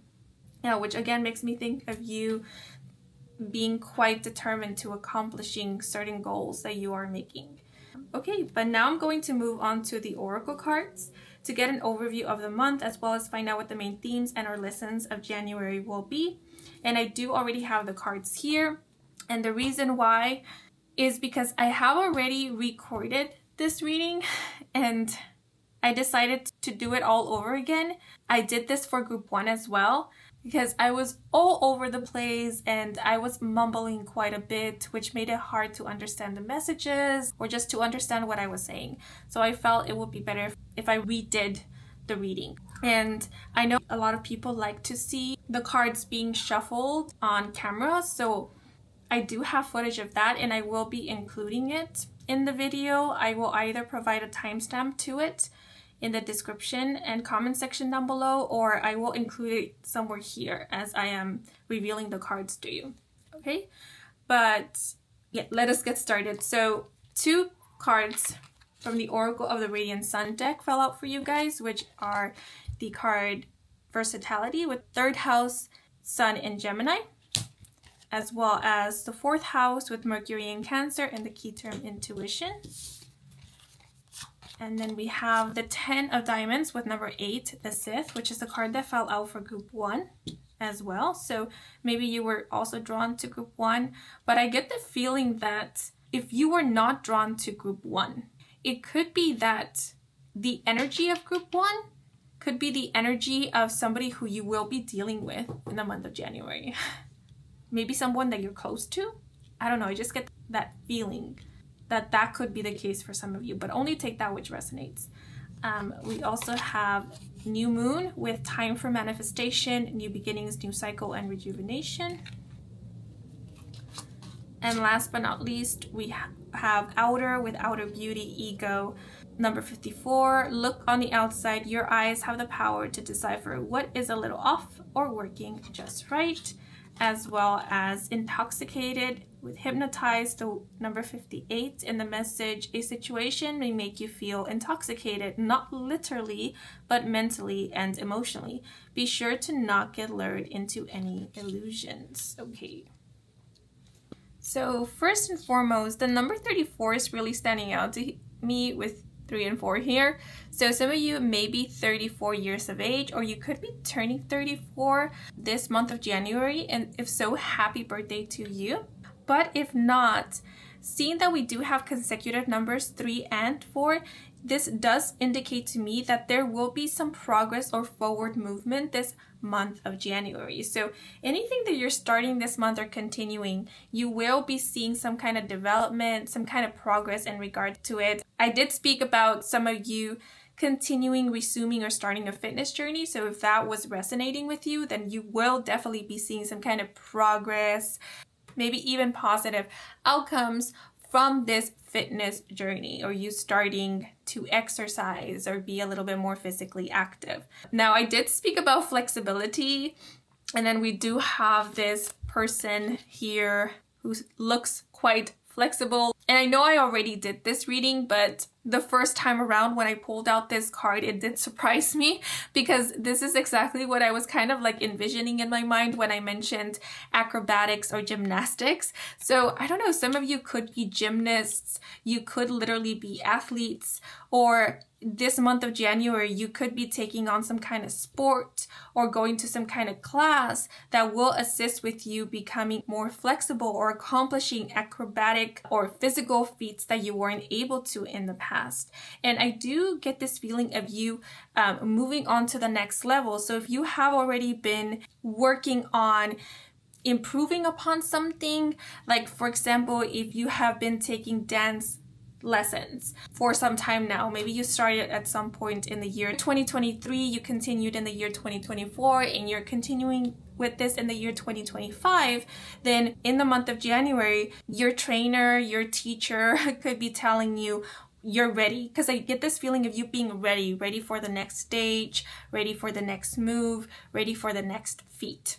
And this doesn't have to be in terms to like anything sport or athletic related. This could be pertaining to anything else, like your studies or your career, your profession, or any other kind of skill that you've been working on developing.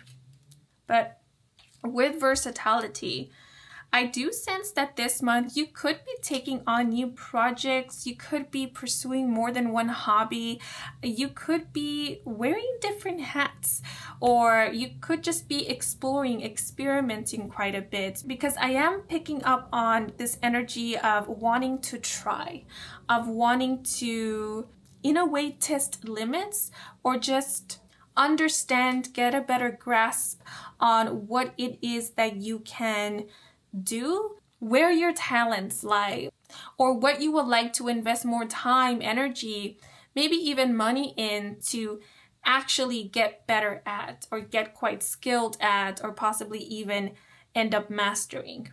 Yeah, because we do have this energy of the new moon, and I do sense that a lot of you could be trying new things, or what is happening this month of January is that you're resuming things that you started in the past but you didn't complete, or you didn't fully delve into, or that you didn't give yourself the time to see some development in. You're most likely resuming it or taking it on this month with the aim of actually seeing this through, or moving a little further with it, getting a little more into it, enough so that you can then make a decision of whether you want to continue pursuing this, get more involved in it, or move on to something else. But we do have Gemini and Cancer, so some of you could be a Gemini or Cancer, Sun, Moon, or Rising sign, or you could have one of these signs in either your 3rd or 4th house. But that doesn't have to be the case for the messages to apply to you. That is, if they are resonating with you. Because Gemini and Cancer showing up for you guys, I sense it's more so indicating that this month you are experiencing a little bit of duality. You're experiencing, as Hannah Montana would say, the best of both worlds. Because I'm getting a bit of an ambivert vibe from both of these cards. So this month, there could be periods in which you will find yourself being pretty social, or you will feel inclined to socialize a bit more. And for some, that might mean go out, go to events, go to parties, places where there is a lot of people, and you will have opportunities to meet people, socialize and mingle and so forth. But for others of you, it could just be that there will be times in the month of January in which you will find yourself going up to people and striking conversations, or you won't say no to getting to meet new people. I don't see you saying no to going and exploring new places, maybe even trying new things. Because if you are someone who likes your routine, the example that is coming to mind is someone who has a favorite restaurant, and in their favorite restaurant, they always order the same dish. Then this month, what would be happening is you will be open to going to a different new restaurant and or ordering something new. You're getting a bit experimental this month. So you will find yourself being a little bit more extroverted at some point in the month of January. And what I mean by this is, instead of feeling depleted when going out, being out and about, meeting people, trying new things, getting out of your routine, you're going to feel energized by that. Yet, there will also be days throughout January in which you will find yourself being introverted, spending more time alone or in solitude, doing activities that don't require a lot of effort possibly, or just don't require for you to be out and about, be socializing with people, be exploring and experimenting and getting out of your comfort zone. These will be days in which you will stick to your routine, you will stick to what is comforting and comfortable to you and what is familiar. These will be the days in which you will feel energized by being alone or being with people that you feel comfortable with, or doing things that you're used to. So there's a little bit of both throughout this month of January, and this feels like a nice balance because you're not really leaning into any kind of extreme. Although yes, you might feel extroverted at some days and introverted on other days, you're still open to either or, right? You're not refusing one or the other. You're open to both of them. And you can do both of them. You can manage both of them. And the 3rd house is the house of communication, of early learning, and short trips. So this month you could be commuting quite a bit, or you could be, as mentioned already, be visiting new places. You could be taking some kind of day trip, excursion, but I do see you possibly networking quite a bit. This star here is really standing out to me. Actually, we have 2 star shapes or symbols here, so quite a few actually. And these are making me think of the star card in tarot, which is associated with the zodiac sign Aquarius. And so this month, a lot of you may be working with technology or with what technology offers, working with the kind of opportunities that technology, softwares, media or social media provide. So some of you may be influencers, or if you are business owners, self-employed, freelancers, you could be using social media to promote your business, to do some kind of marketing, or maybe even to promote yourself. And if you already work with social media, or you are some kind of influencer, maybe content creator, I feel like this month you are trying something new. You possibly are getting some kind of idea, or inspiration is striking in the month of January to do something different, do something a little bit more innovative when it comes to how you're marketing yourself, or when it comes to your creations, how you are maybe engaging with your audience, or the kind of content that you are producing. There's also something here about editing. Maybe your editing style, or just your style, your aesthetic could be changing quite a bit, or It could just be that you're integrating something new to what you do. And this something new is, it feels like the start. I keep repeating this word, but the start of something new. Like a new beginning, a new cycle. With rejuvenation, it could be that some of you are planning to, or you will end up revamping, rebranding. There's something here about reimagining or going through some kind of change, maybe purposefully changing your image. But this does feel quite organic, although you might be initiating some kind of change. This desire to initiate this change will be quite organic. It doesn't feel forced. It doesn't feel like you're doing this because you think you should be doing it. It's more because you are feeling called to do it. It's something that you're doing as a form of inspired action, or because you got the idea to do it at some point, maybe in the year 2023, maybe in the year 2024, and now you're actually putting it into motion. And I feel like this is something that you're possibly going to stick to for quite some time, because maybe you're going to see that it is giving you positive results, or you are going to see some kind of positive change as a result of this, or some betterment. Because the 10 of Diamonds does make me think of the 10 of Pentacles in tarot, which is a card that indicates stability, longevity, foundations. It is also a card that speaks of family and traditions. So some of you could be doing something non-traditional. Some of you could be coloring outside of the lines a bit, or doing something a bit unconventional in the month of January. And that is, either giving you good results, or that is drawing eyes to you, or drawing attention to what it is that you're doing, what it is that you're, putting out there. Yet what is coming through is some of you might actually be doing something so traditional, so conventional, that it might seem unconventional. Because if it is the case that you are in a community, if you are in a industry that is known to push the limits, that is known to promote unconventionality, like ingenuity, that is always looking for the next big thing, or something that stands out, or is unlike any other, that is always looking towards the future, because that's the energy of Aquarius, like looking into the future, something futuristic, eccentric, eclectic. Then what you could be doing is flipping things around by doing what nobody in this field, in this industry, in this community expects, which is what has already been done before, or has already been seen before, or something that is perceived by many as common. But you're doing this by giving it your own twist. It's kind of making me think of making something old popular again, or bringing something back. So somebody could be doing that, and that is working out for you. But again, if you're doing this, it's not because you're doing this with the intention of standing out. You're more so doing this because this is what you're feeling called to do. This is what you want to do, but it's giving you good results, or it's allowing for you to stand out because it's so different than what others are doing. So in other words, I do see you doing something quite different than from what others are leaning towards to or doing, especially if you are in an industry or field that is quite saturated, or that is quite competitive perhaps, or that is always in motion.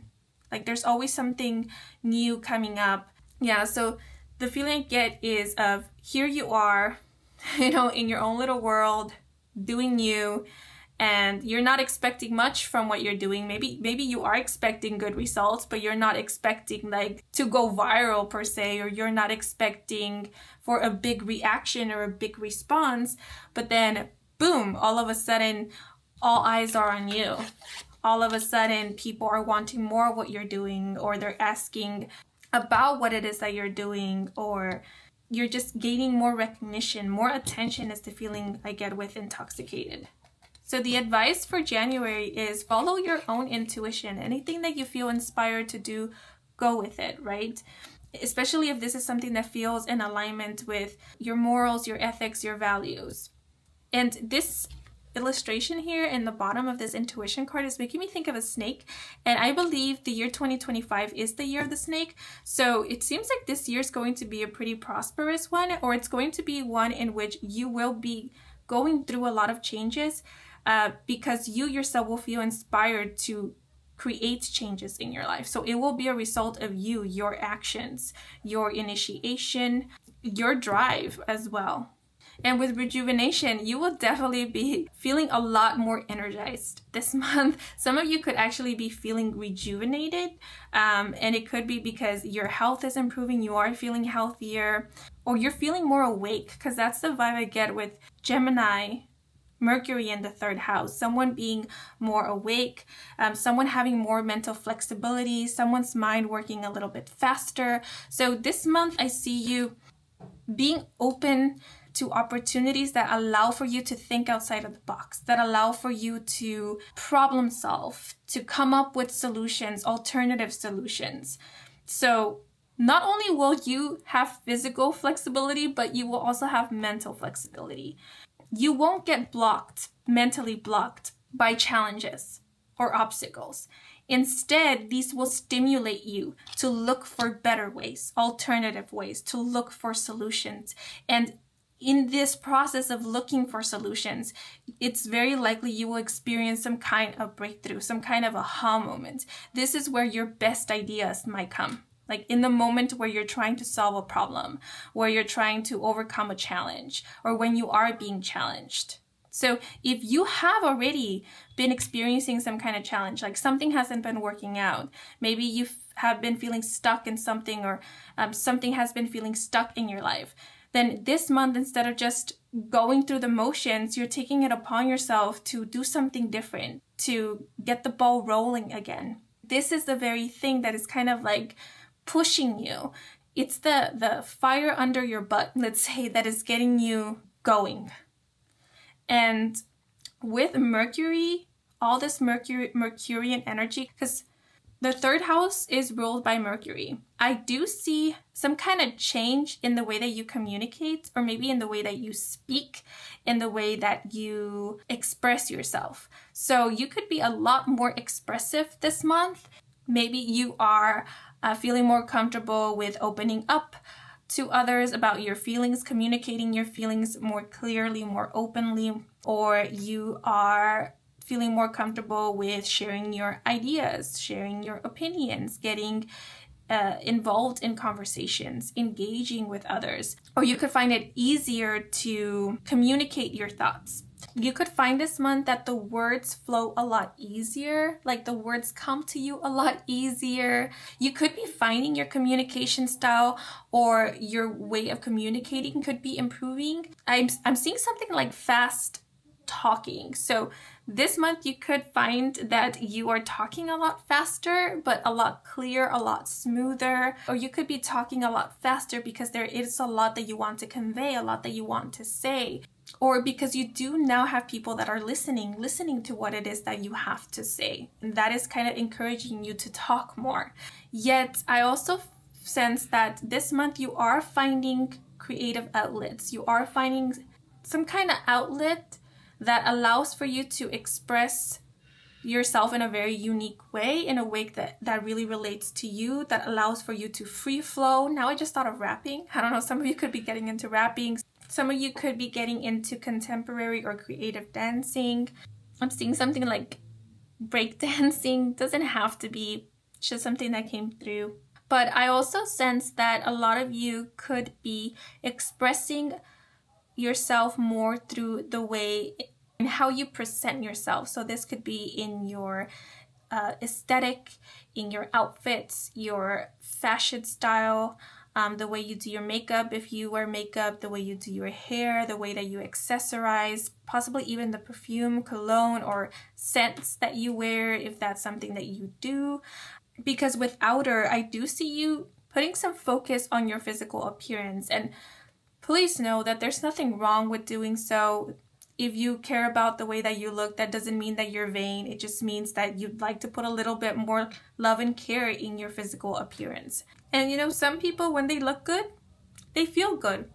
And that's fine. That's okay. So with outer, I did mention you glowing this month. And I do see that to be the case. And it could be because you are feeling more comfortable with expressing yourself, with possibly being seen.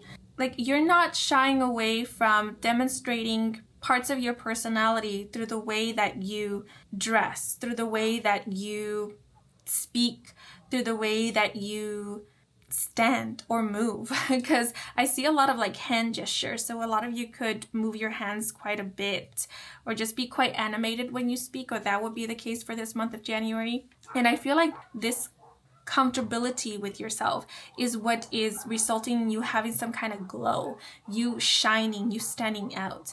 And that is what is drawing eyes to you, because I do see one or more people being quite drawn to you, being quite intrigued by you, possibly even quite hypnotized by you.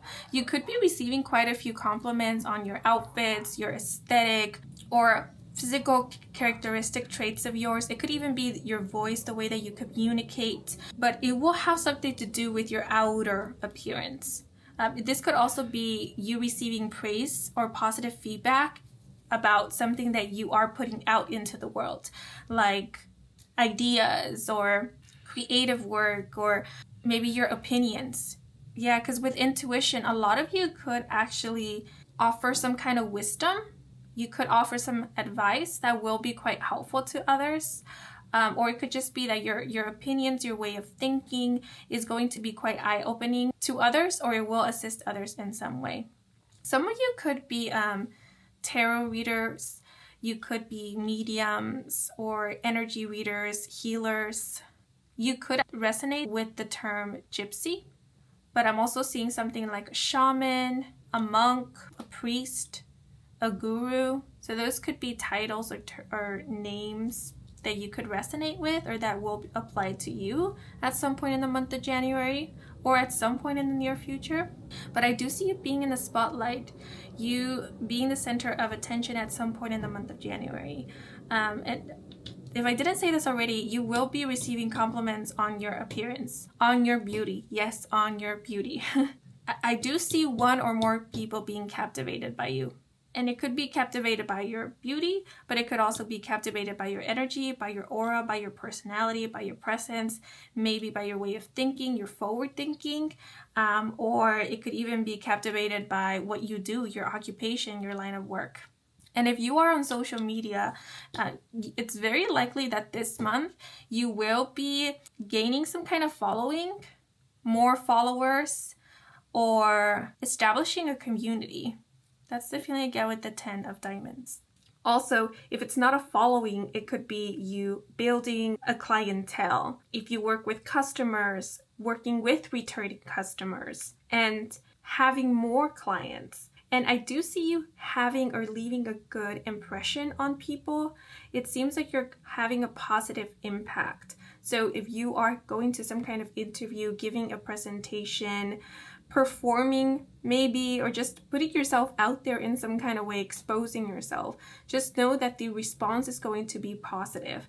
I do see that there's something you're going to do or something that you're going to be presenting that is going to impress quite a few people. And I do see a select few being very, very impressed, kind of entranced, enchanted by you, your work, or the way that you deliver, the way that you do things, the way that you work, your work ethic perhaps, or your creativity, your ingenuity, your uniqueness, your unique approach to things perhaps. So expect to receive positive feedback this month and to hear back from people, or to hear from people who are willing, wanting, and eager to work with you, get to know you, or learn more about you or your journey.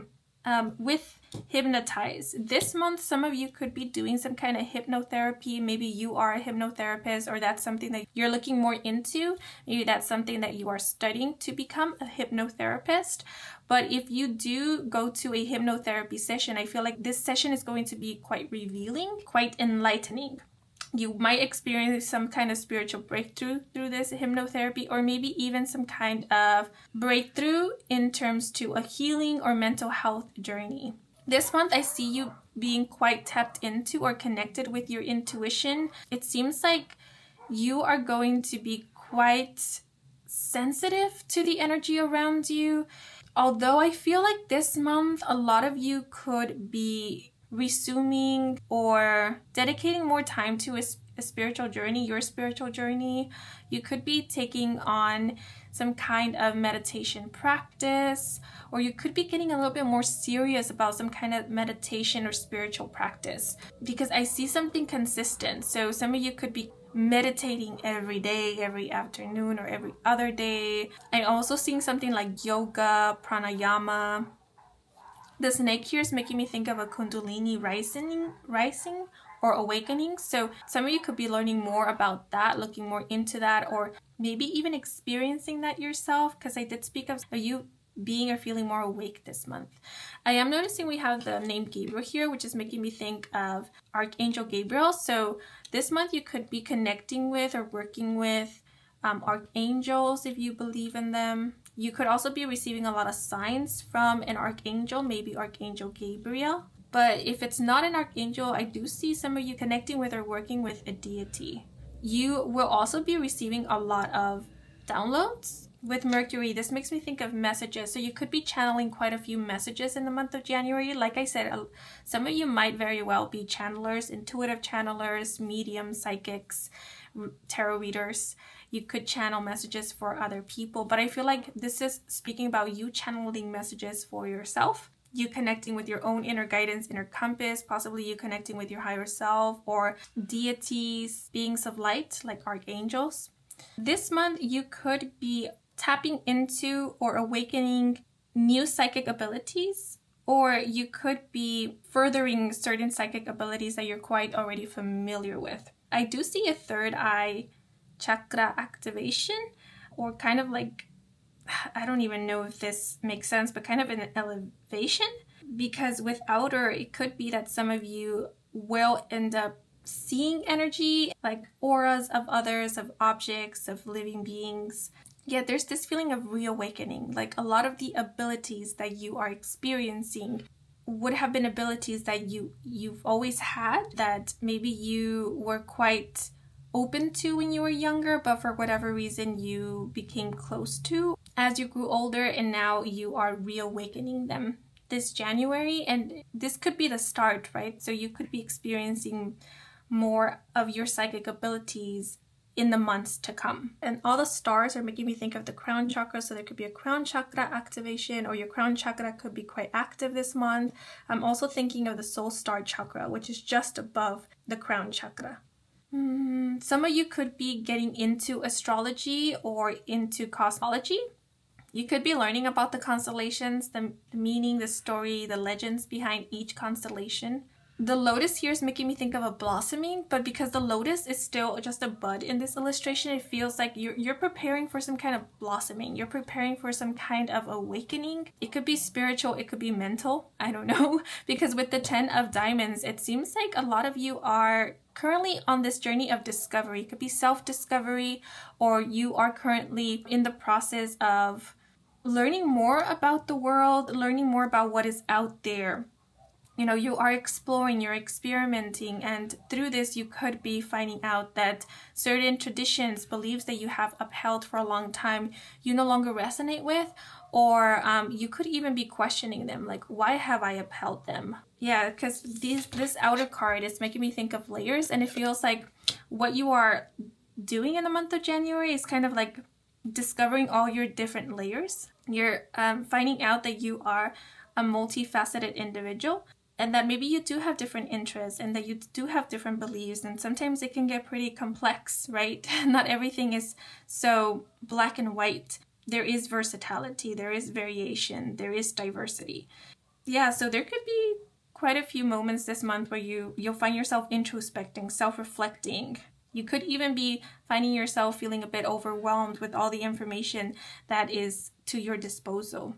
Some of you could be taking to sound meditation. I'm thinking of like singing bowl crystals or sound bath music. That's something that maybe you're utilizing to help you get into a meditative state, or to help you relax, help you get grounded. Some of you could be exploring new music genres this month, or just exploring new cultures. The third house is making me think of like foreign languages. So you could be learning a new language or listening to foreign music. You could be trying new cuisines from foreign countries.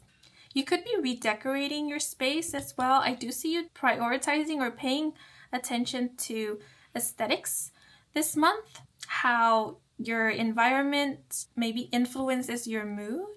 This might sound a bit strange, but your eye color could be changing slightly this month.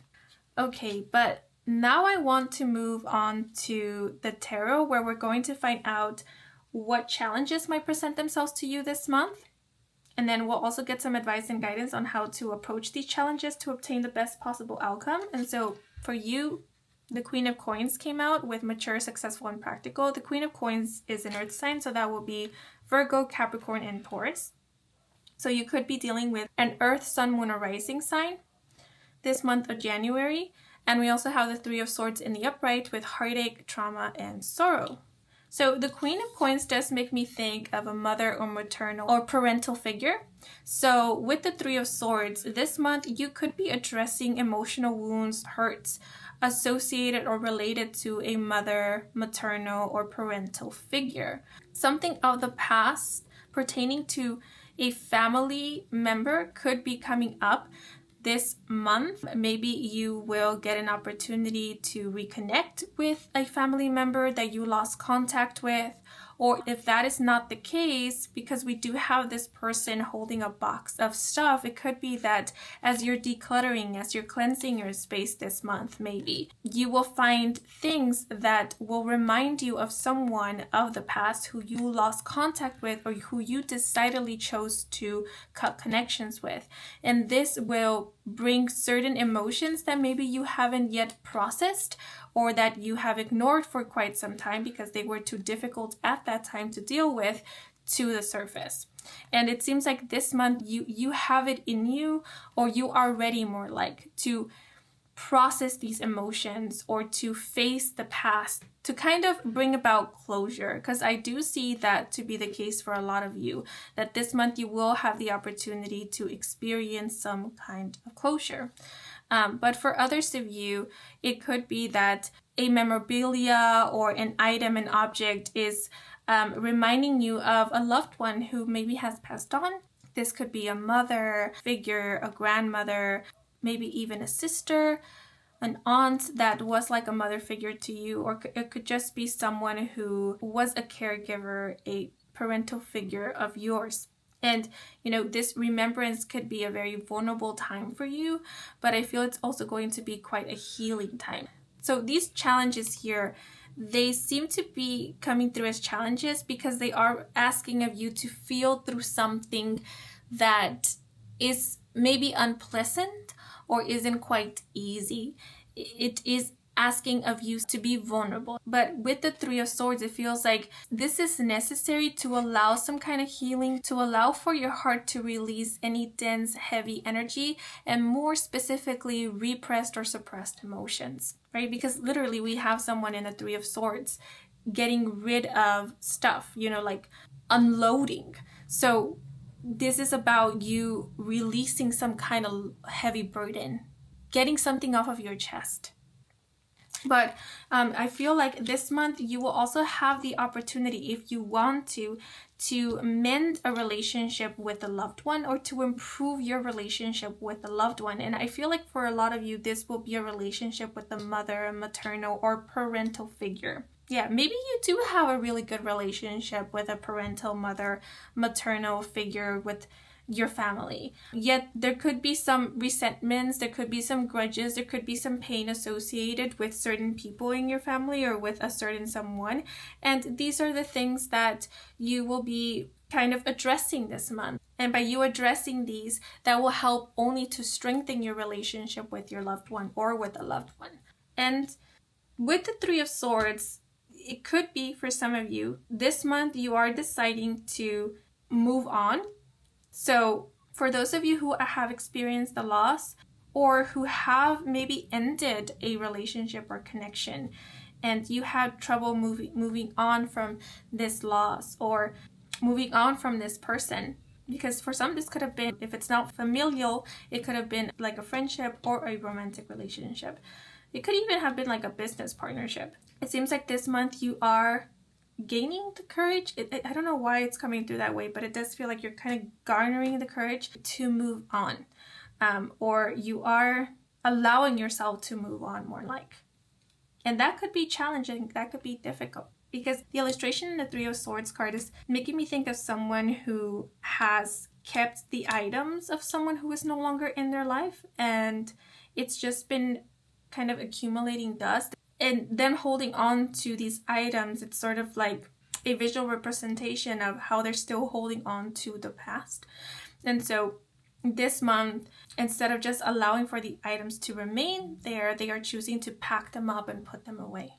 No longer have them out in the open, or they are choosing to no longer keep them in order to make more space, not only in their closet, but in their life as well. And literally packing up these things or just removing them from their space could end up being very, very healing for them, because it could also help with them finding closure, moving on. But that was just an example. It's something that came to mind to kind of help illustrate what I'm sensing or picking up on here. Yet, if that resonates with you, that could be what some of you will be experiencing this month. And I do see this being quite therapeutic. But for others of you, I feel like this is more so about you releasing or letting go of some kind of resentment, some kind of heaviness in your heart. It also makes me think of making amends with a feeling, maybe coming into some kind of acceptance. And this is what is allowing for you to move on. And what I mean by move on is just no longer remain in the past, like reliving the past over and over and over again, bringing it up, making your present all about your past. Because there's nothing wrong with reminiscing about the past. There's nothing wrong with recalling a loved one who played a significant role in your past. That's perfectly fine. It's good to commemorate. It's good to remember. The past is important.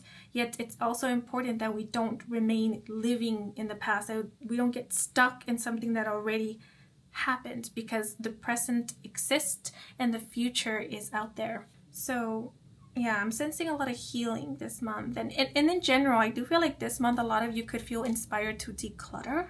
It seems like you're making space for the new. You're welcoming in a new cycle. You're ready for it.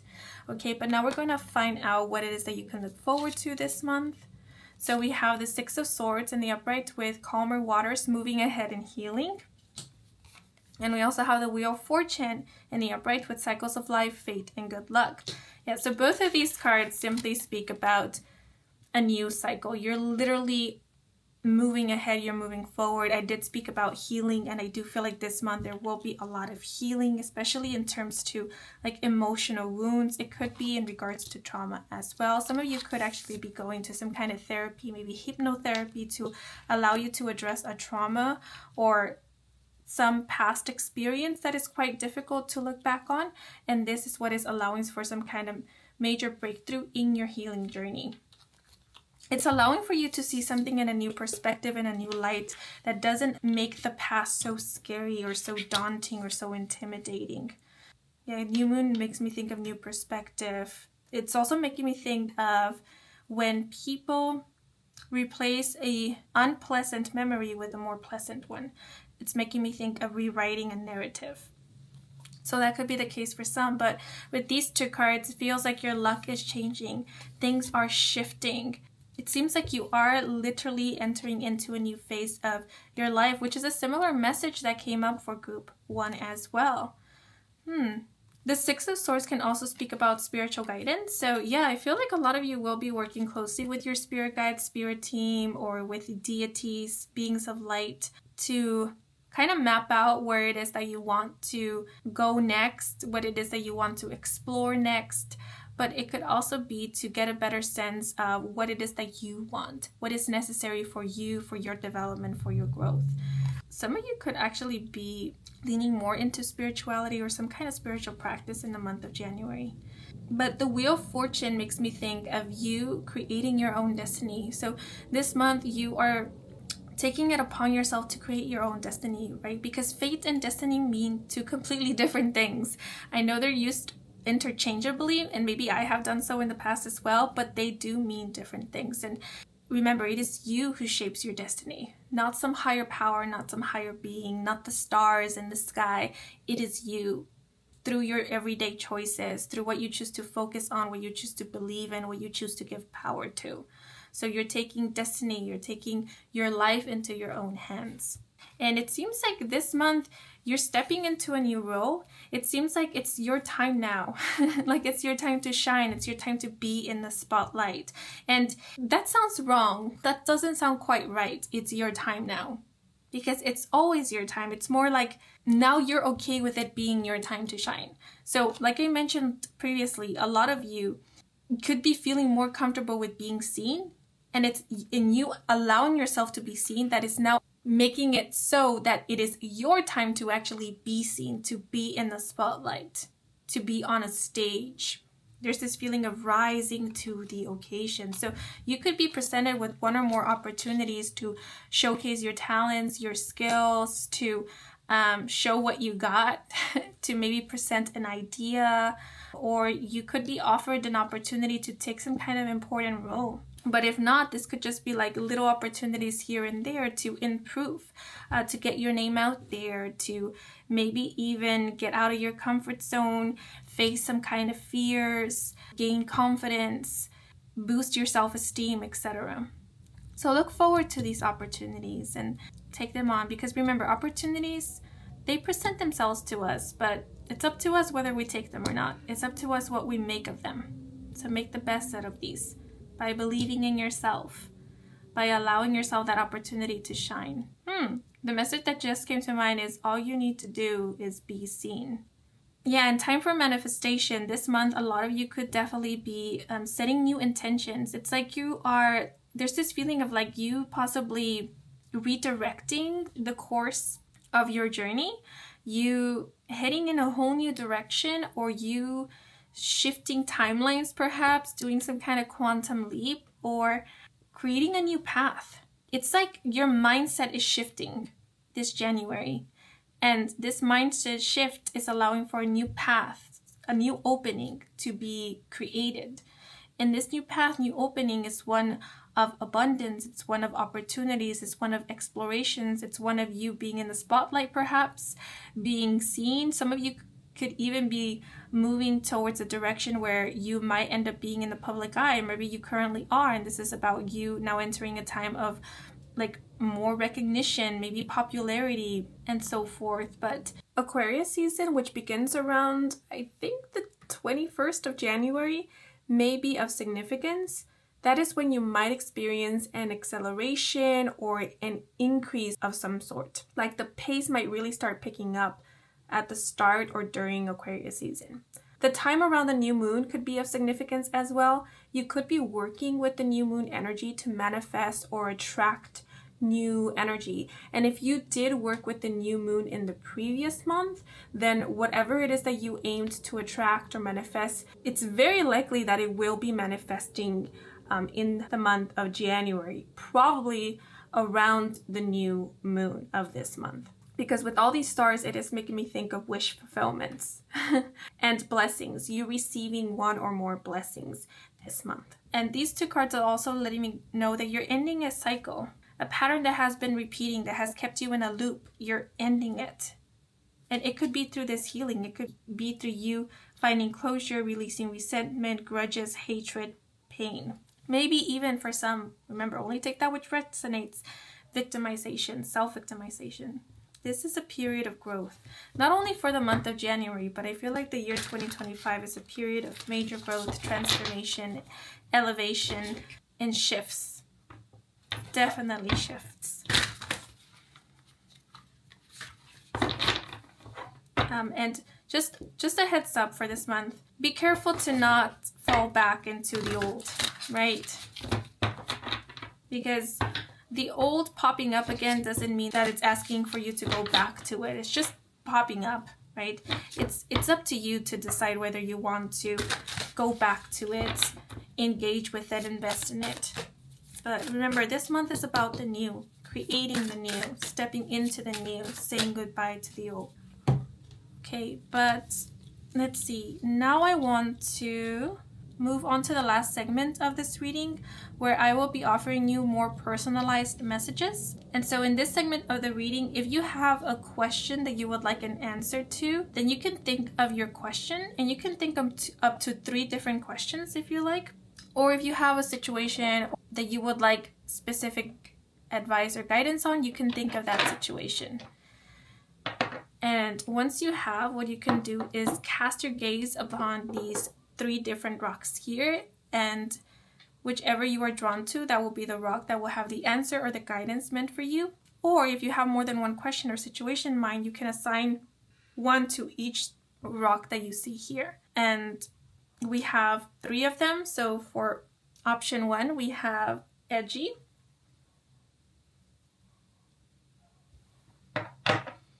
For option 2, we have buddy. And for option 3, we have pepper. So take a moment to think of your questions or situations. And once you have, please cast your gaze upon these 3 stones, meditate on them, and whichever you are drawn to, then that will be the one that will have a message meant for you.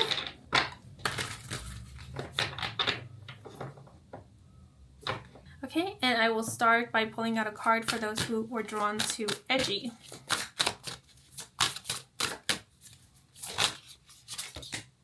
Okay, so those are too many cards. Let me try one more time.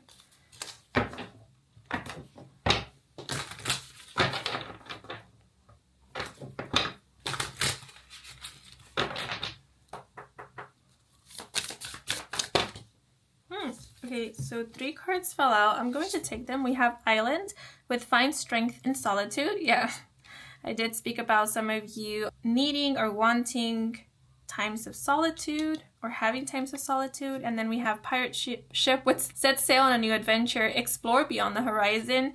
I did talk about that. So that's that ambivert energy, I think, there. And we also have Seagull with Look at the Bigger Picture and Bird's Eye View. This makes me think of not judging a book by its cover and not passing judgment too quickly, right? It's also making me think of empathy and compassion. It's easy to judge, but I think it's a little bit difficult to extend understanding or take a moment to try to understand from others' point of view, perspective, or their situation. It requires a bit of patience, maturity, and even wisdom to do so, because not everybody is willing to take the time to remember that nobody is perfect. And although that doesn't excuse certain behaviors from anybody, that it also doesn't make anybody less of a human or deserving of love if they did some kind of wrongdoing or in the eyes of others made some kind of mistake. But that's just a message that came through. Only take that which resonates, okay? Now moving on to the stone in the middle, which is Buddy.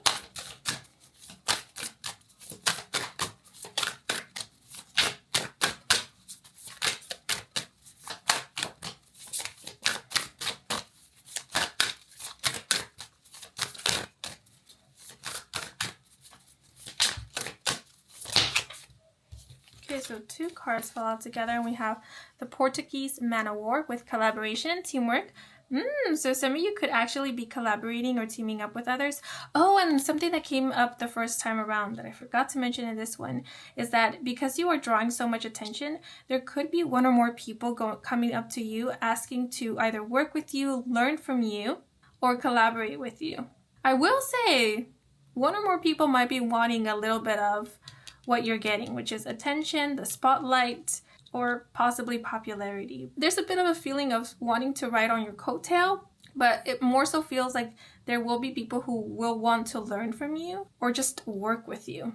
Okay, but we also have Anchor with Have Faith and Choose Optimism. So yeah, have faith that the people that you are feeling inclined to work with are people who are genuinely just wanting to work with you, learn from you, because I feel that to be the case. You could be establishing new connections and relationships this month as well. And it could be through collaborations. But now, for those of you who chose Pepper.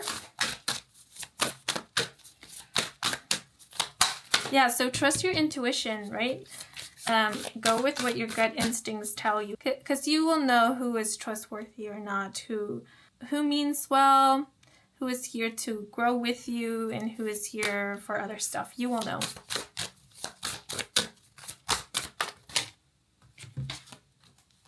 Okay, so 3 cards fell out. So we have conch shell. And this makes me think of that SpongeBob episode with the magic conch shell. So sponge or scorpions could be of significance, but we have messages from beyond communications. Yeah, so you will definitely be connecting with the beyond. With spirit, you could be channeling, downloading a few messages from them. And we also have manatee with forgiveness, surrender, and release. As well. Oh, yeah, okay. As I was delivering these messages about the Portuguese man of war and anchor, the word forgiveness was coming to mind. And when it came to mind, I thought to myself, why didn't I think of that word? Because I feel like that's the energy of the Queen of Coins and the Three of Swords, that some of you could be extending forgiveness, finding forgiveness, or forgiving someone this month. Or it could be vice versa. Maybe someone will be extending forgiveness to you. Yes, but I do see forgiveness being a theme this month.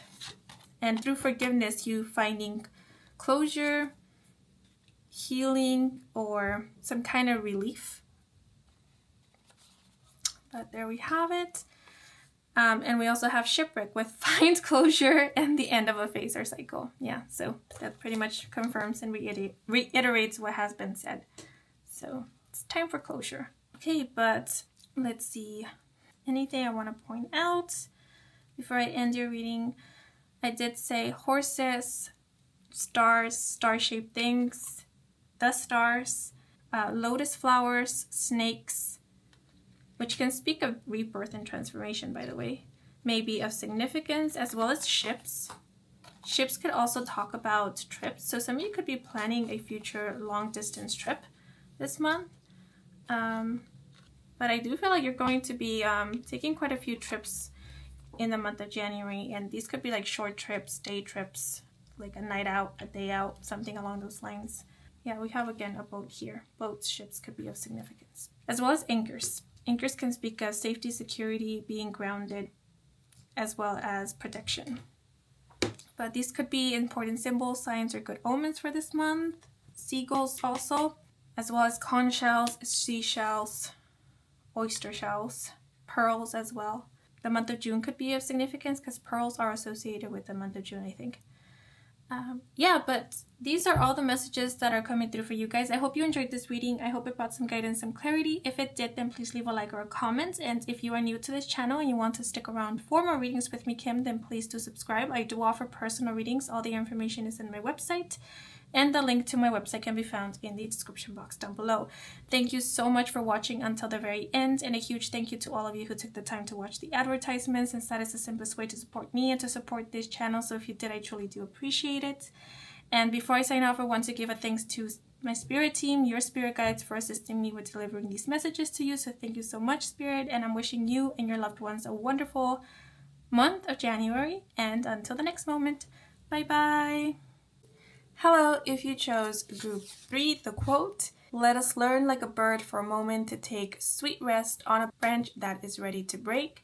She feels the branch tremble, yet gaily she sings. What is it to her? She has wings, she has wings."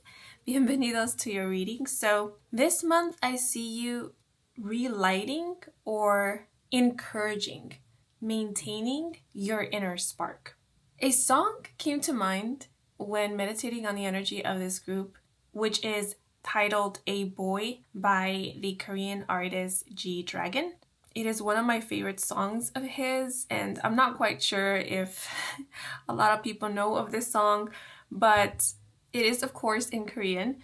So if you are interested, if you feel called to do so, I do recommend for you to take a listen, watch the music video. I love the music video. I feel it's very symbolic. It's quite engaging as well. And if you can find the translation to the lyrics and read through them, I do recommend for you to do so as well. Because I feel that song carries a very important message that you might relate to, or that maybe you are meant to hear at this moment. And it's not a message that will only serve you or might resonate with you for the month of January. I feel like this is a message that might give you a hint as to what the main themes or the lessons of the year 2025 will be.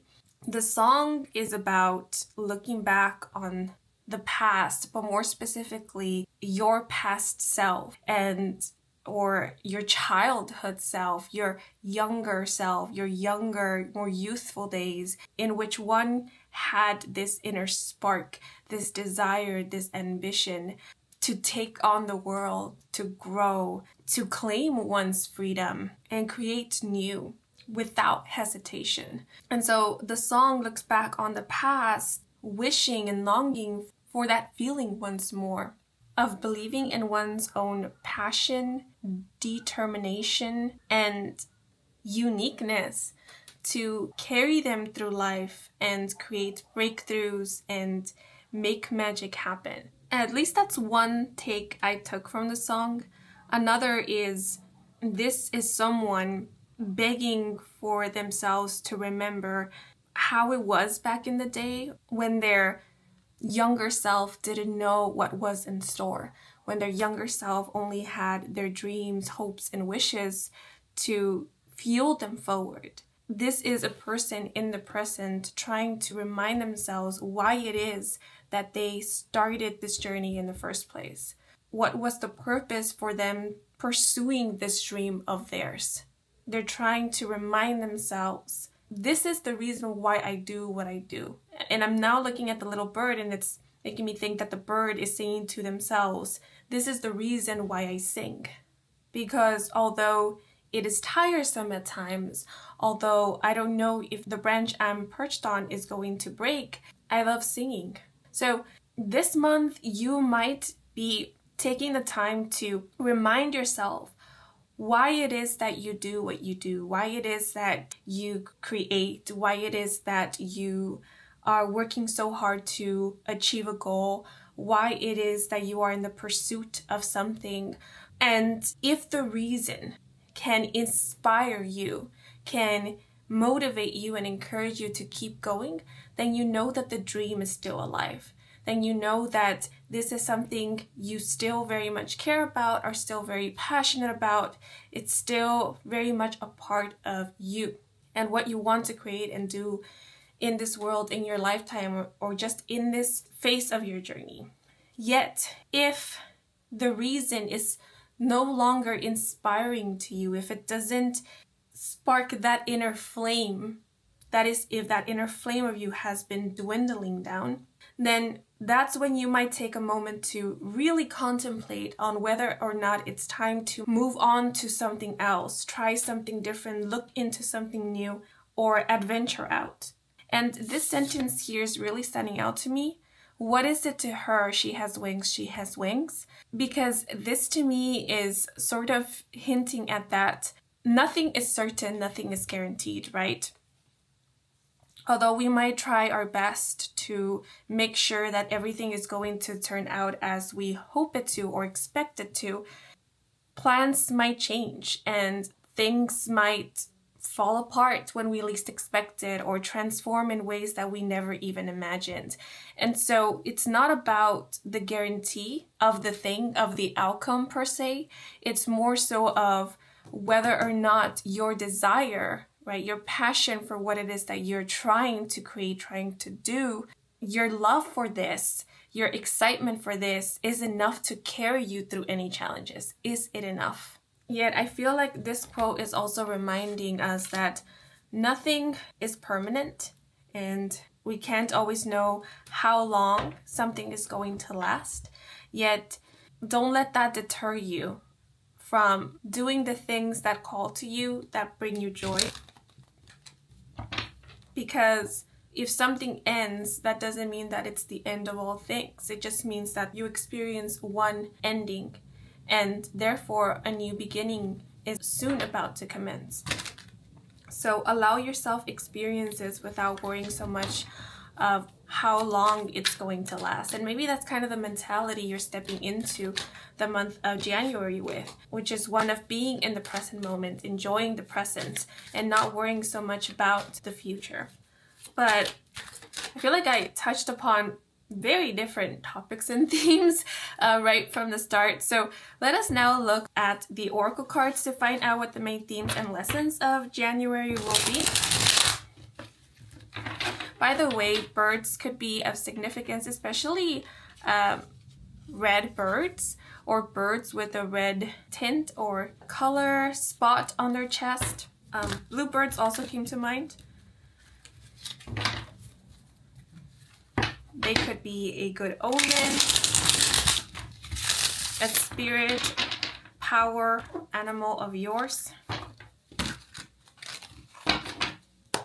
Also, something about flying could be of significance. You could have 1 or 2 dreams in which you will find yourself flying. But let's see, we have the 10th house with moon in Capricorn and the key term practicality. And something that is standing out to me are these bees. They could be wasps, but immediately I thought of them as honeybees. So honeybees could be of significance. You could be seeing a lot of honeybees, bumblebees, or just bees in general in the month of January. And that could be some kind of sign. Lotuses as well could be of significance. And some of you could have your moon in Capricorn, or you could be a Capricorn sun or rising sign. Yet you don't have to be for the messages to apply. That is if they are resonating with you. Yes, but with this card, I am sensing diligence. I did kind of touch upon that at the beginning when talking about the song A Boy by G-Dragon, my first take on it, about that drive and passion. So if you've been losing your spark, if your drive, your passion has been dying out, I feel like this month it's going to be revived. Something in you is going to, it almost feels like it's going to snap, but not with a negative connotation. It's more like awaken to some kind of realization that is going to get you moving, get you up and going. Some of you could be coming to the realization that if you want something to happen, if you want to make something happen, then it's time to start working on it. It's time to actually put something into action. It's time to be a little bit more diligent, maybe consistent. Maybe it's time to start making some kind of plan, taking some kind of steps, constructive and productive steps. Because I'm also seeing something about efficiency. So this month you could be getting quite organized. There's this feeling of getting your ducks in a row, although it's more like getting serious. That's the vibe I get with the 10th house. You're getting serious about something. And there is also a feeling of you making some kind of promise to yourself. So this month you could be keeping your plans to yourself. Like you could be thinking of goals you want to accomplish, yet instead of divulging them to others, letting others know, hey, I'm planning on doing this, or I'm working on that, or I've set my mind that I'm going to accomplish this, you're choosing to keep this private. Because this feels very personal. Although the 10th house has to do with one's career, profession, achievements, as well as one's public image, I am sensing that this month is about keeping your personal goals, dreams, and pursuits private. This is reminding me of do first and then talk, or let your actions speak for themselves.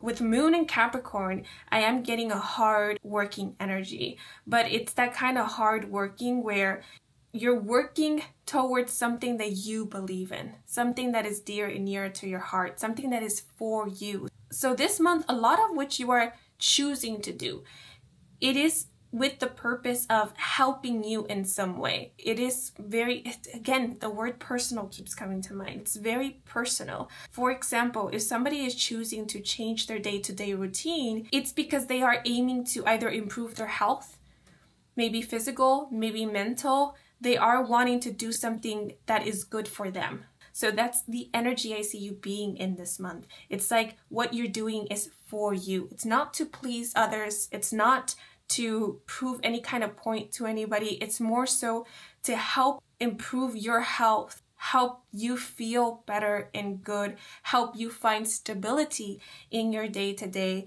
help you feel at ease and at peace with yourself. Maybe to help restore inner balance if recently you have been feeling out of balance. Because I keep looking at this person harvesting these crops, and it's making me think of someone who is very mindful with what it is that they're doing. If they're out gardening, Yes, it is to tend to their garden, but it's also because they realize that gardening is quite meditative, right? It allows them to center, it allows them to ground. It's purposeful. Like the actions that you're taking, what it is that you're choosing to do, what you're choosing to integrate in your day-to-day routines, it's very intentional. It has a reason, it has a purpose. It's not just because. It could have a very practical purpose, like the gardening. I'm gardening to keep my garden healthy, to keep away the weeds, to allow the flowers to bloom during the spring season, but I'm also gardening because it helps me ground. It helps me unwind. It is good for my mental health. It also allows me some physical exercise. It allows me to move my body, which is good for my physical body. So there's multiple reasons and purposes for why it is that you're doing what you're choosing to do in the month of January. With Moon in Capricorn, I'm sensing a lot of maturity. And we do have this person or figure here who appears to be of royalty. And this makes me think of someone who is being a leader of their own life, leading themselves with grace, wisdom. So I see you applying a lot of wisdom this month, and I'm also sensing patience. You're practicing patience in the month of January. And it's not in a way where life is asking you, or more like forcing you to be patient. You're practicing patience on your own accord. This is you willingly putting yourself in situations which requires for you to slow down. This is you purposefully taking a moment to be self-aware and or mindful of your current situation, of your environment, to then consciously think about your actions and choose, make a decision before acting, before saying anything, before deciding upon anything. And what is coming through is of somebody making up their minds. Like at some point they made up their mind that things will be different. And not because change would occur to them, but because they would start doing things differently. They will start living their life in a way that would help them grow, would help them heal, would help restore balance and peace in their life or maintain it. Although Capricorn can often seen as a very goal-driven, goal-orientated sign, and when imbalanced, it can often be a bit selfish or arrogant in that it doesn't really care about how their actions will affect others, just as long as they get what they want, they accomplish or achieve their goals. What I'm picking up from this group is the complete opposite. Yes, I do see you being goal-driven, and I do see you focusing on yourself, yet I am picking up on a very selfless intention. So yes, you're focusing on you, but that doesn't mean that you're completely disregarding everyone who is around you. Like I said, you're practicing mindfulness this month. You're very self-aware. And so you realize that your actions do have an impact on others. And you're not dismissing that. You're not belittling that. And so I don't see you steamrolling over anybody to get what you want. And I don't know why I'm bringing this up. It's just something that came through very, very strongly. Maybe it's just a heads up for some of you guys to keep in mind who you want to be, the kind of person you want to be, your morals, your values, your ethics, because you want to have that peace of mind once you sit on your throne and wear your crown. Because I'm noticing how there's so many people here who are working. So maybe this is talking about you keeping the people who have helped you along the way in mind, remembering that no man is an island, right? Behind every successful person, there is a team, a group of people. There is a village, right? So although, yes, your achievements are your own, and it is primarily you who carries you through storms and gets you to places, there is always help along the way. Maybe directly, maybe indirectly, but there is always help along the way. And so I think knowing that keeps one grounded, it keeps one aware of our surroundings and keeps us level-headed. I think that is important. Again, I'm not sure why this is coming up, but it is coming up, so it might be of significance for some of you.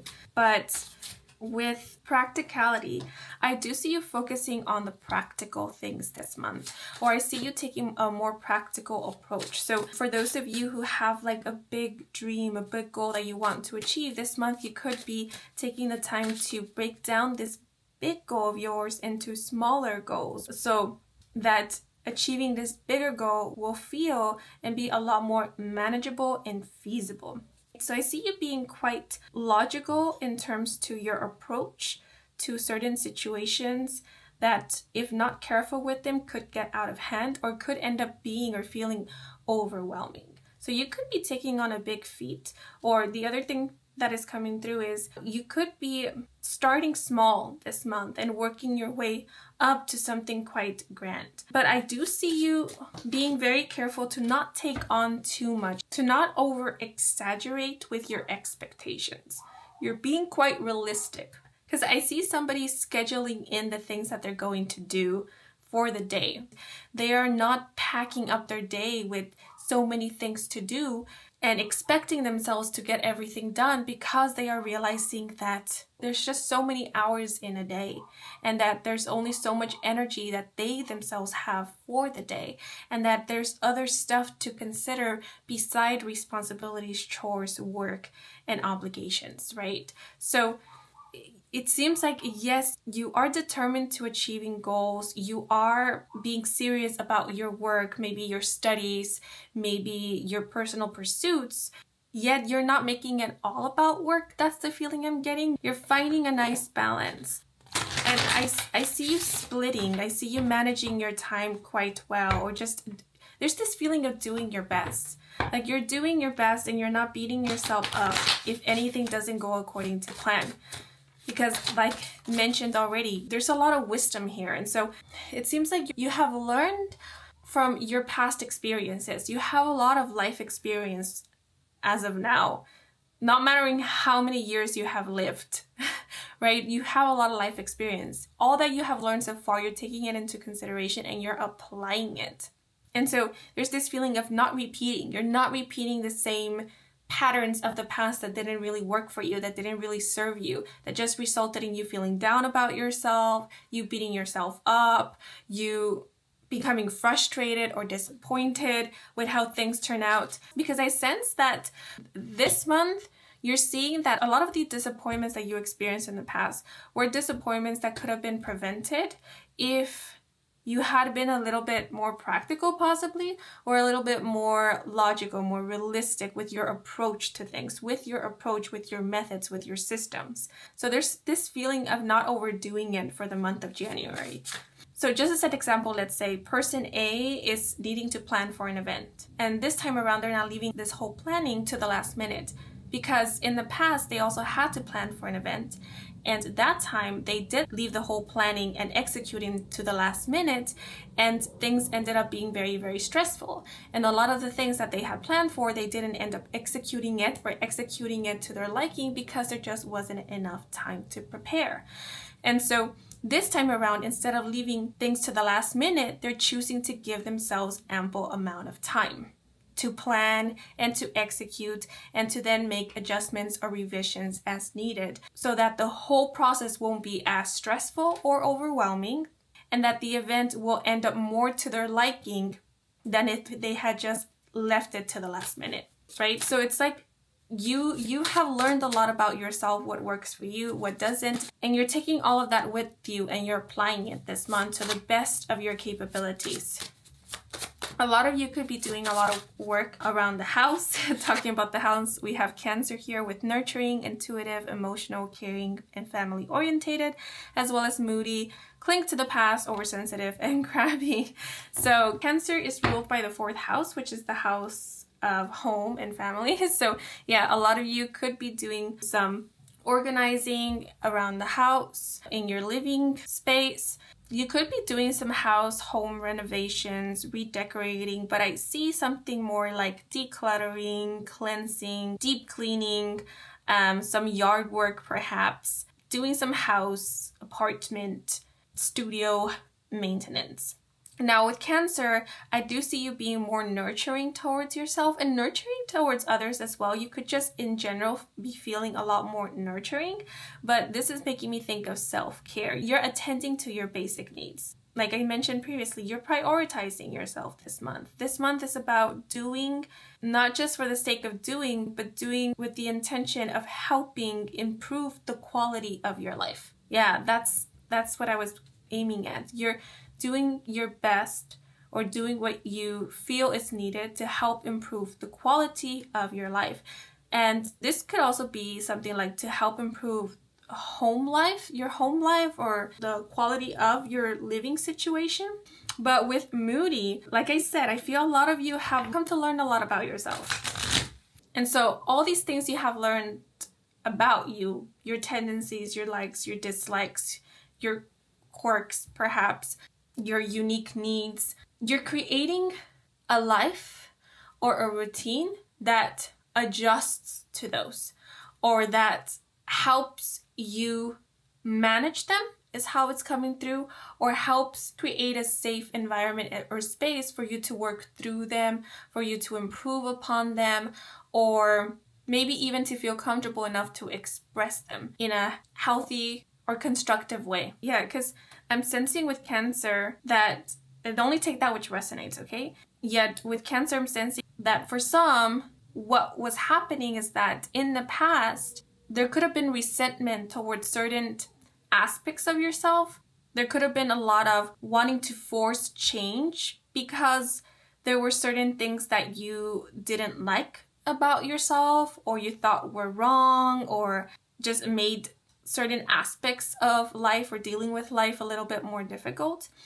And this whole trying to force change or beating yourself for certain things that you were still trying to comprehend and maybe even manage wasn't really working out for you. It was just creating more stress. It was just resulting in you feeling frustrated, in you feeling like you didn't have management over yourself or management over your life, etc. And so what you come to learn is that instead of fighting against yourself, it's best to work with yourself, right? It's best to create a space in which you can allow yourself to get to know yourself better, understand your personal needs, so that then you can help you in the best way that you can with what you have. And so that if change is needed, or more like betterment, it can be done without this need to force anything, without this need to pressure yourself to do or be anything that you're not ready to do or to become, right? And so I'm getting a very healthy energy here. It's, again, very mature. You have come to learn a lot, and there's less fear to take initiative, to say, this needs to stop, this needs to improve, and this is what I can do to help improve this, or to help change this, to help create something new, something better.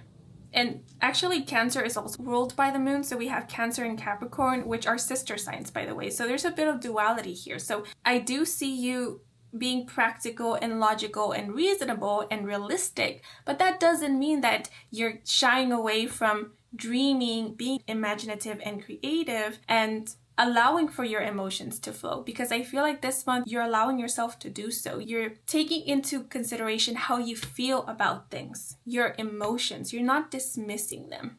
You're quite aware of them, yet although you're aware of your emotions are not at the driver's seat. They're instead now on the passenger seat, and it's your consciousness, your awareness that is steering the wheel. So you're feeling your emotions and you're allowing them to provide you information about how you feel about things, yet you're then consciously choosing and deciding what to do with those feelings, whether you do take action as a response to them, or you choose to just process your emotions, just feel through them, for example, and take action in a way that is more in alignment with what you truly believe in the moment, with your morals, with your values, with what you feel will serve you, others, or a situation the best. And I do see you working on something that you are quite emotionally invested in. I do see you taking on projects that you do care about. there's a lot here about caring with Moon in Cancer. And I feel like this is what might be giving you different results this month, because if in the past you were working on things or giving your attention to things that you weren't really emotionally invested in, then it might have resulted in you becoming quite frustrated with these rather quickly, or you losing interest in them rather quickly, or it could have been a little bit more challenging. It could have. Or it could have just been less fun, less exciting. Yet this time around, by you being a little bit more emotionally invested in, there's this feeling of taking your time with it, feeling okay with being a little bit more patient with it, and you not minding the process so much. And this resulting in you getting better results, or you having just a better experience with the whole process. Yeah, because I see you being caring, like being quite caring and attentive towards something. And it could be towards someone. It could also be towards people, maybe people that you're working with, people that are under your care, your supervision. Yeah, I sense teamwork and collaboration. So a lot of you could be working with others, with a team. You could be supervising a team. And with this royal figure here, if you are taking on a leadership role, I see you being quite an amazing leader. But we have touch with physical. Use your hand to feel all that it can feel. Your fingertips may be extra heightened in feeling right now. There may also be an energy that knows how to use their hands very well. So the number 34 came out for another group as well. I can't recall if it was group 1 or group 2, but I don't know why I'm pointing this out. It just stood out to me. So the number 34 could be of significance. Some of you might be 34 years of age, or you could be turning 34 this month, or someone who is 34 years of age could be playing a significant role. This is also making me think of the years 2023 and 2024. So there could be a lot of lessons that you learned throughout these years that you are applying them this year, and especially in the month of January of 2025. It could also be that a lesson you've been learning since the year 2023, you're learning it. You're acing it this January of 2025, because the number 10 does speak of completion, ending of cycles. So this month you could definitely be ending some kind of cycle. There's a lesson that you're learning that it won't be repeated anymore because you have learned it. Like you understood the assignment, you did it and you aced it, and now we can move on to the next thing, to the next level. At least that's the vibe I'm getting here. This is not to say that universe always tests you, right? Because that's kind of strange to say, but I do feel like there's something that's clicked for you, or that will be clicking for you this month. But with touch, this again makes me think of Cancer, like allowing yourself to be emotionally touched by the things that you do.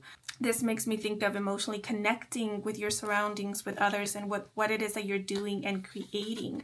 A lot of you could be having a hands-on approach to something, but this does make me think of getting involved. So this could be like getting involved in the creation of your own reality, getting involved in making some kind of betterment, some kind of positive change in your life. This could be something like getting involved in your community, doing some community service, helping a group of people, getting involved in a project. I see you participating, being a bit more of an active participant in the month of January.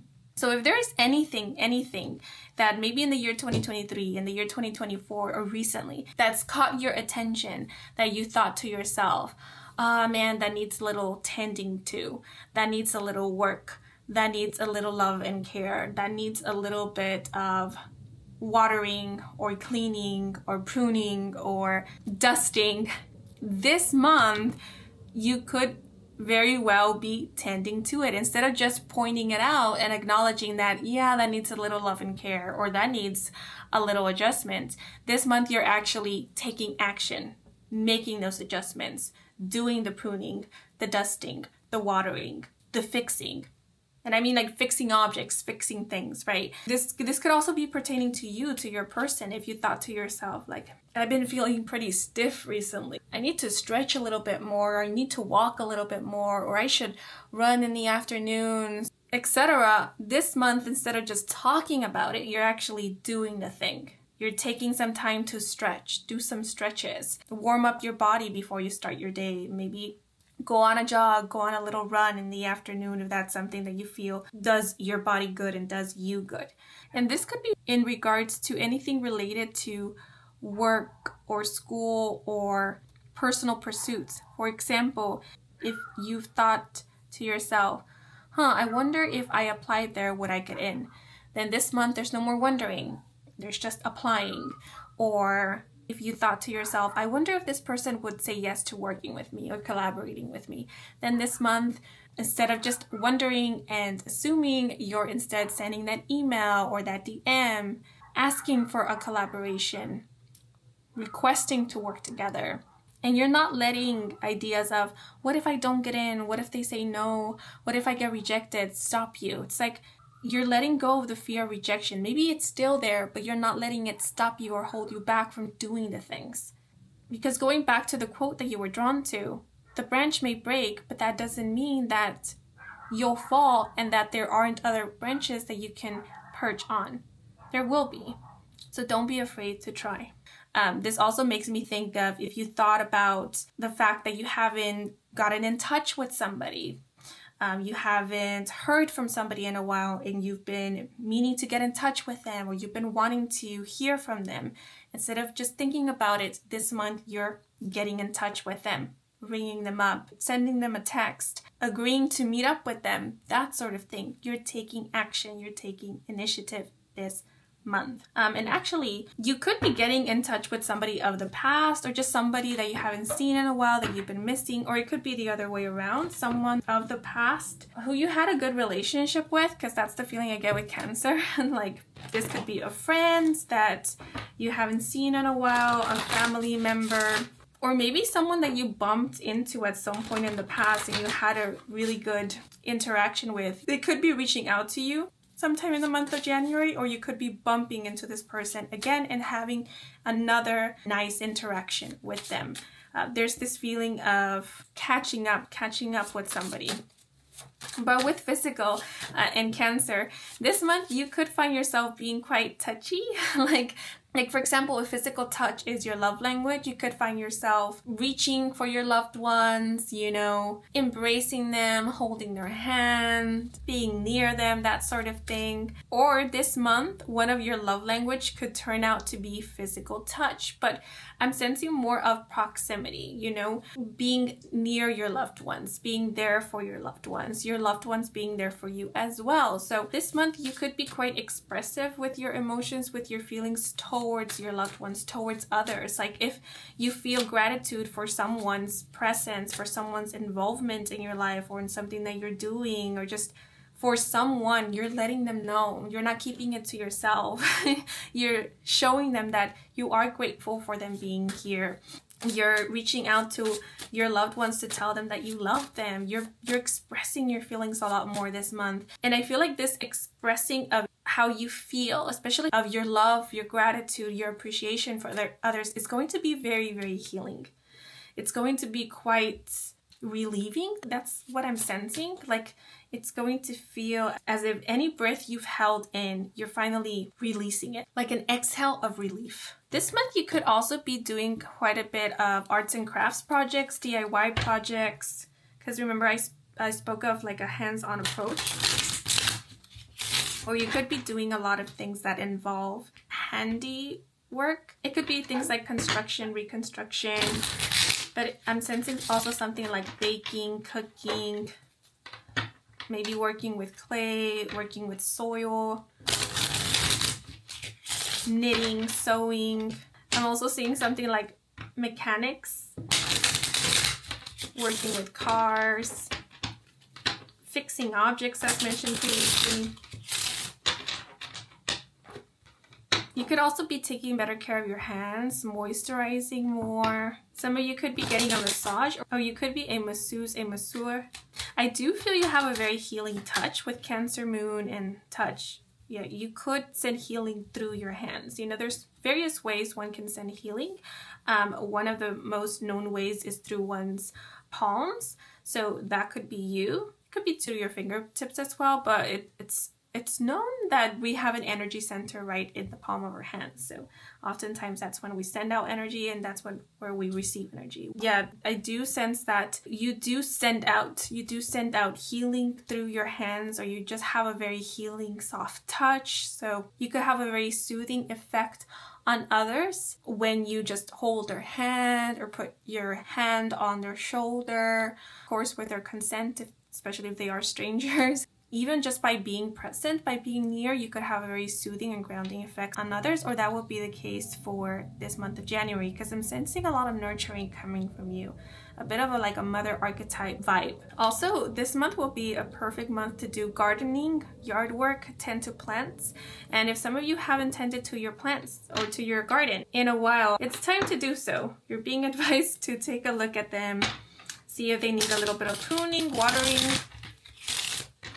or they need to be repotted if you have certain plants in a pot. You could be feeling very connected with Mother Gaia, with the earth, with nature this month as well.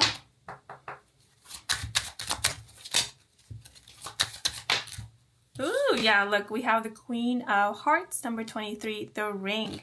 So the Queen of Hearts reminds me of the Queen of Cups in traditional tarot, which is a card that is associated with water signs. So that would be Cancer, Pisces, and Scorpio.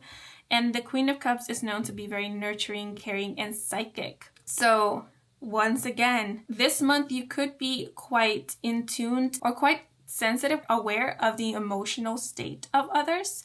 Some of you could be empaths, you could identify as empaths, or this month you may find yourself being quite empathic. I am sensing empathetic and compassionate as well, but there is something here about you will be able to pick up on the emotions of others, or just be aware of the shifts in the moods of others as well. Some of you could even be experiencing something like feeling what others are feeling as if they were your own feelings. And so there is advice here, especially with Capricorn, to ground every now and then, to maybe practice a little bit of energy or spiritual hygiene, cleanse your energy field. Or you could very well be doing that this month, because as mentioned, this month you are applying what you have learned in the past. So if you have learned that you are an empath, that you possibly easily absorb or pick up on the energies around you, then you might have learned that cleansing your energy field is quite important for you, or it is very helpful to you. But with the ring, this is making me think of commitment. And so this month I do see you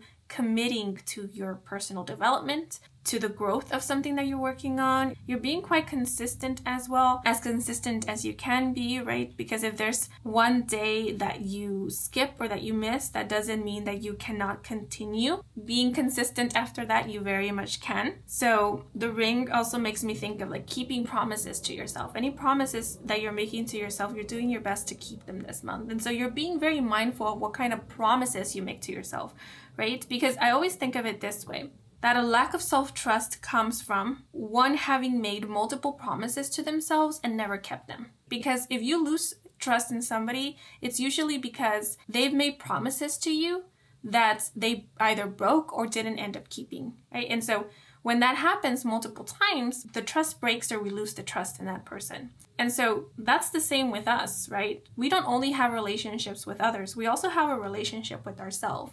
So it's very important to take note of how you are treating yourself. How is the relationship you have with yourself? Is it built on trust? Can you trust in yourself? Would you make a promise to yourself that you were never intending to keep in the first place? So you're being quite mindful of what you say to yourself, of how you treat yourself, and the kind of promises you make to yourself. The ring can speak of engagement. So some of you could be getting engaged this month. You could be getting proposed to, or you could be proposing to somebody, or that could be the intention. Maybe some of you are simply planning that, or that's being planned. But the ring can also speak about you maybe being gifted a ring, or a ring being passed down to you, or there's something about a ring being of significance this month. I'm not quite sure. I just feel like a ring is going to play some significant role in the month of January. Some of you could be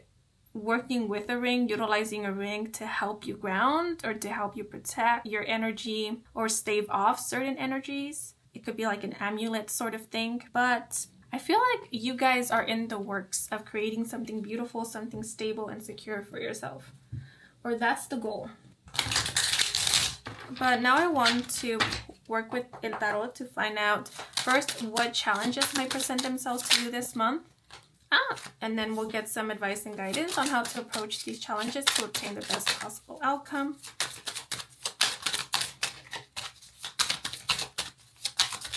Okay, I guess they want me to address this card first. So we have the Queen of Wands in the upright with passionate, take charge, and energetic. I feel this to be your energy this month. The Queen of Wands is associated with fire signs, so that would be Leo, Sagittarius, and Aries. You could also be dealing with a fire sun, moon, or rising sign, or someone who has a fire placement in their 10th house.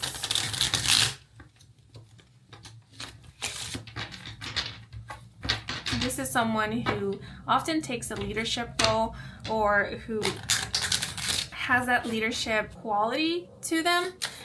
They take charge, they take initiative, they don't shy away from speaking up when they feel it is necessary. They don't easily jump into any kind of bandwagon. They more so prefer to march to the beat of their own drum, chart their own course.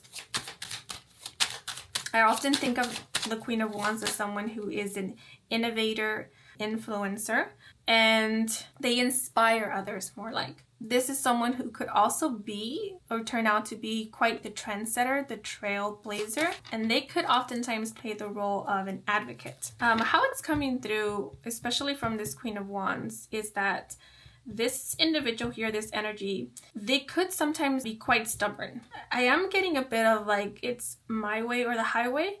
So that kind of mindset mentality could often make it difficult to come to terms with this person, negotiate with this person, or just grow with this person. Because I am sensing a little bit of arrogance coming from this Queen of Wands, in that they might often think themselves to be in the right or be right. And anyone who has a different opinion from them, instead of just seeing it as it is, a different opinion, they could instead see it as a personal attack. There's this feeling of, if you have a different opinion from me, it's not because you just disagree with me, it's because you're trying to oppose me. You're trying to attack me by not agreeing with me or seeing from my point of view. The Queen of Wands could have a very defensive kind of energy. At least that's how it's coming through from this Queen of Wands in specific for this reading. So much so that if you're not with them, then you're immediately against them. It makes you an enemy. And you know, that's not always the case. Someone not agreeing with you doesn't mean that they are trying to personally attack you or that they are immediately against you. It just means that they have a different opinion from you. But I feel like that's not how this Queen of Wands sees it most of the time. So if that resonates with you, if that's kind of the point of view perspective that you have, then maybe this will be the challenging aspect of this month, realizing that not everything is a personal attack. But we have the Lovers, interesting, with kindred spirits, desire, and connection. Yeah, so the Lovers is associated with the zodiac sign Gemini, and Gemini can speak of duality. It could also speak of decisions, important life decisions, which makes me think of having two different opinions. So for a lot of you, this could be the case. Maybe this month, challenging aspect is realizing that there are different opinions out there, and that there's going to be some people that will agree with you, and there will be other people that will not. But not everything is always black and white, right? So you could agree with someone on some things and disagree with them on other things, and that doesn't make them an enemy, and that doesn't necessarily make them a friend. It just makes them a person with different points of views. But this month you could be needing to make a very important decision, and this is a decision that will require for you to take charge. This is a decision that will require for you to fully commit to it and stay true to it. That's how it's coming through. Like, take responsibility and accountability for it, right? So I guess the advice and the suggestion for this month is, whatever you're deciding upon, make sure that it's something you can fully take accountability and responsibility for, meaning that however things turn out at the end, you can own it. You can own that this is a decision you made. Because the illustration here, the Lovers card, is making me think of being very aware and conscious of your actions. Right? Not letting the spurt of the moment, the excitement, emotions be the one to drive you to do something that later you're going to regret, right? If you're doing something, it's going to be because you're aware of it, because you chose to do that, and you took into consideration the possible aftermath of this decision, what may come of it, what may happen, the consequences of it, and you were okay with it. Of course, we can't predict any kind of outcome, right? But it's sort of having kind of that idea of, okay, yes, it could go this way, it could go that way, or something else entirely might happen. I'm aware of that, yet I still choose this. I feel it's very important this month, right? Because the moon in Capricorn, I was speaking about being kind of responsible. I was talking about committing, and I feel like that's kind of maybe the theme this month. It's about maturity, it's about accountability, responsibility, commitment. It's about realizing the consequences of your actions, taking responsibility of your own life and your own decisions. It also, I feel like the challenging aspect of this month is not hesitating and not being afraid to make decisions, to take that responsibility, to take that accountability, because it's only in us feeling comfortable with taking responsibility and accountability of our life and of our decisions that we can then start actually taking charge in our life, that we can then start leading our life, being the one at the forefront. If we are often afraid of doing so, then we're taking a backseat. We're letting some other force be what is calling the shots. And again, we have like royalty here, right? We have a crown. So crowns could be of significance. But definitely, I feel like this month you are taking more of a leadership role. And it could be in a situation, it could be at work, it could be at school, it could be in a project. It could be at home, possibly maybe in a group dynamic, but it more so feels like it's in your life. And with the Lovers card, a lot of you could be making an important decision in regards to relationships. Some of you could be taking some kind of initiative in terms to a relationship. For example, if you have feelings for somebody, you could be confessing to them this month. If there's something that you haven't been quite happy about, or you kind of been concerned about in terms to your relationship, you're not keeping quiet about it, you're speaking up about it, you're letting your partner know. There could be an important discussion, conversation this month with a significant other. And it doesn't have to be like a romantic partner or a lover. It could also be with like a friend or a family member. Though I feel like for a lot of you, this could be pertaining to a romantic relationship or an intimate relationship. That is how it's coming through.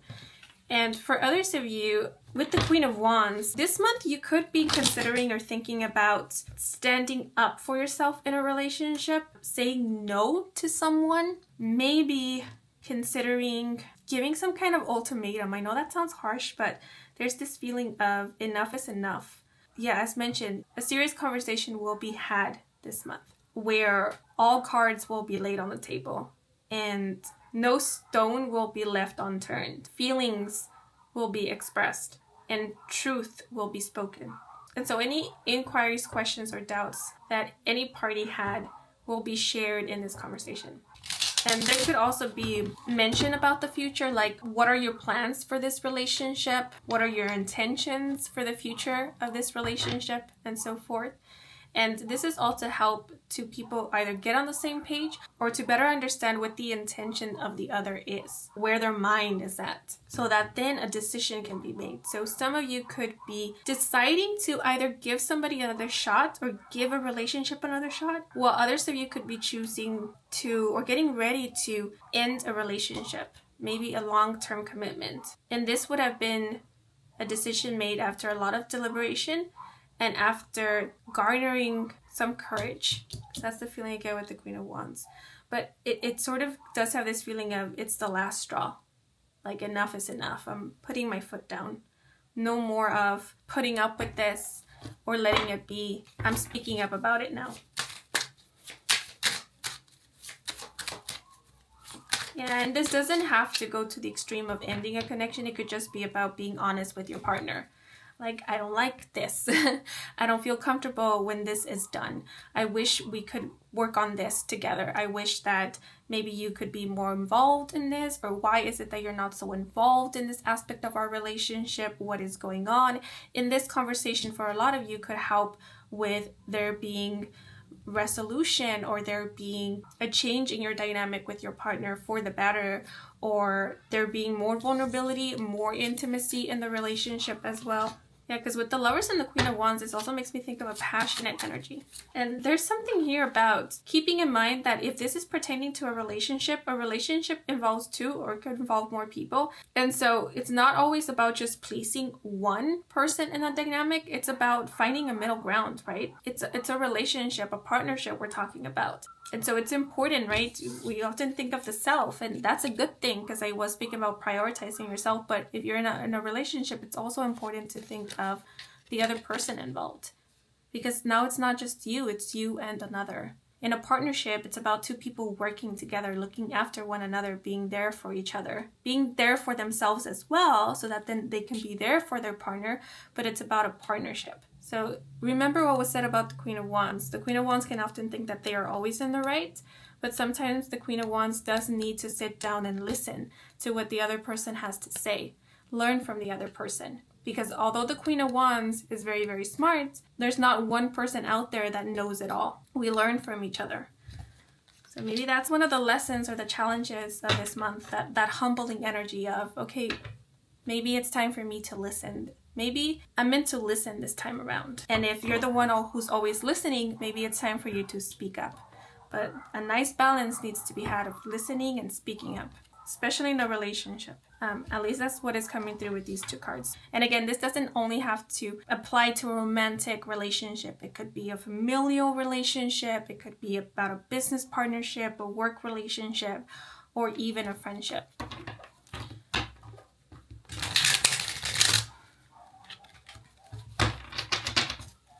Okay, but now I'm going to look into what it is that you can look forward to this month.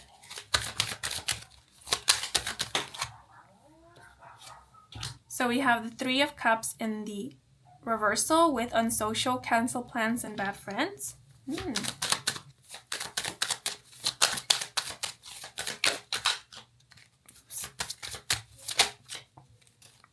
we have the King of Wands. Wow!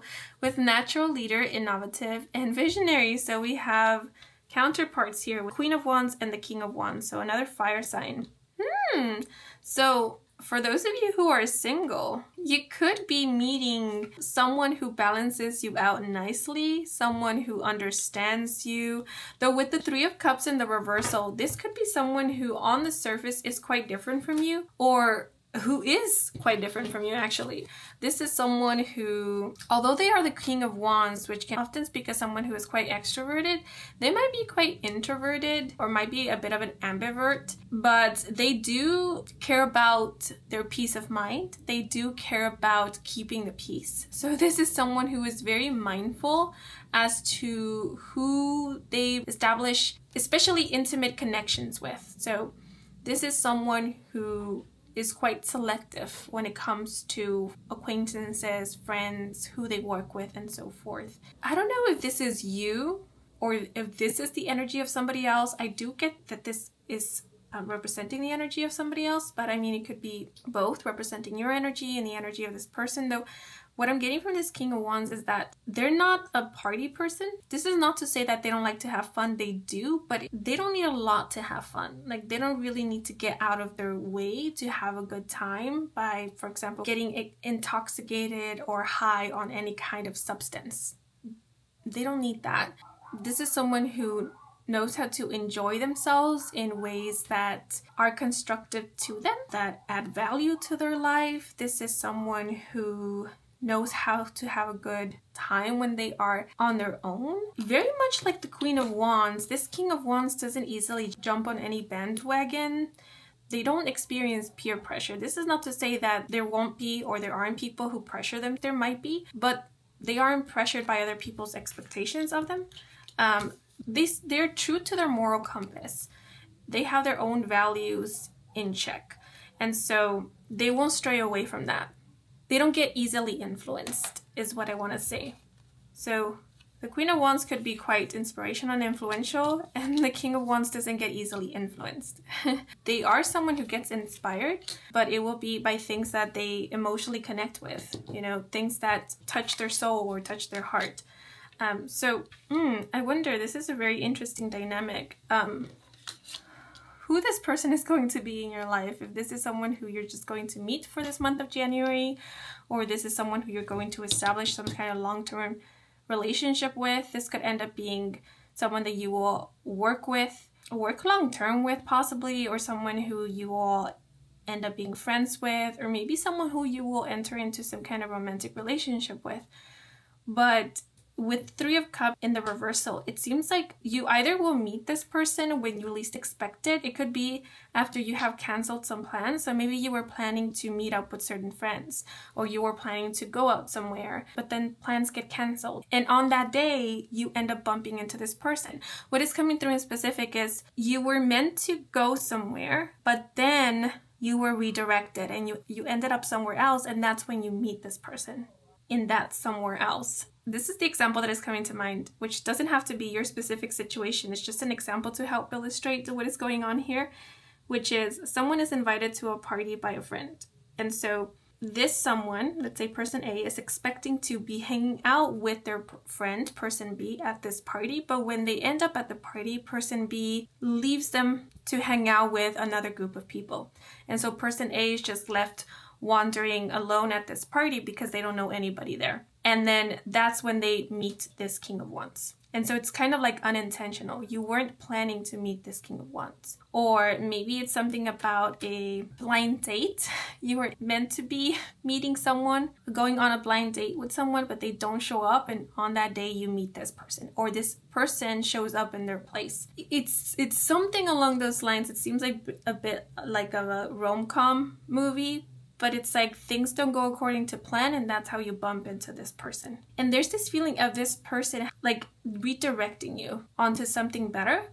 So have you ever seen those reels of a group of friends getting on a roller coaster ride, and there's only like 2 seats for each little cart, and one of the friends is meant to sit with another one of the friends, but somebody else comes in to take the seat, and so they're left alone, and now they have to ride one of the carts alone. But then somebody else comes in and offers to sit by them so that they won't go on this ride alone. Yeah, and that's kind of the feeling I'm getting here. It's like this King of Wands comes in after maybe you've experienced some kind of rejection, or were dejected, or maybe even experienced like some kind of betrayal. And once they come in, you realize that the people you were hanging out with, or the environment that you were in, wasn't of your highest good, didn't have the best of intentions for you, or wasn't safe. So I'm giving different situations because I'm getting different scenarios here, but there is this feeling of you meet this person when you were least expecting it, when things don't go according to plan, plans get canceled, or you're redirected in some way.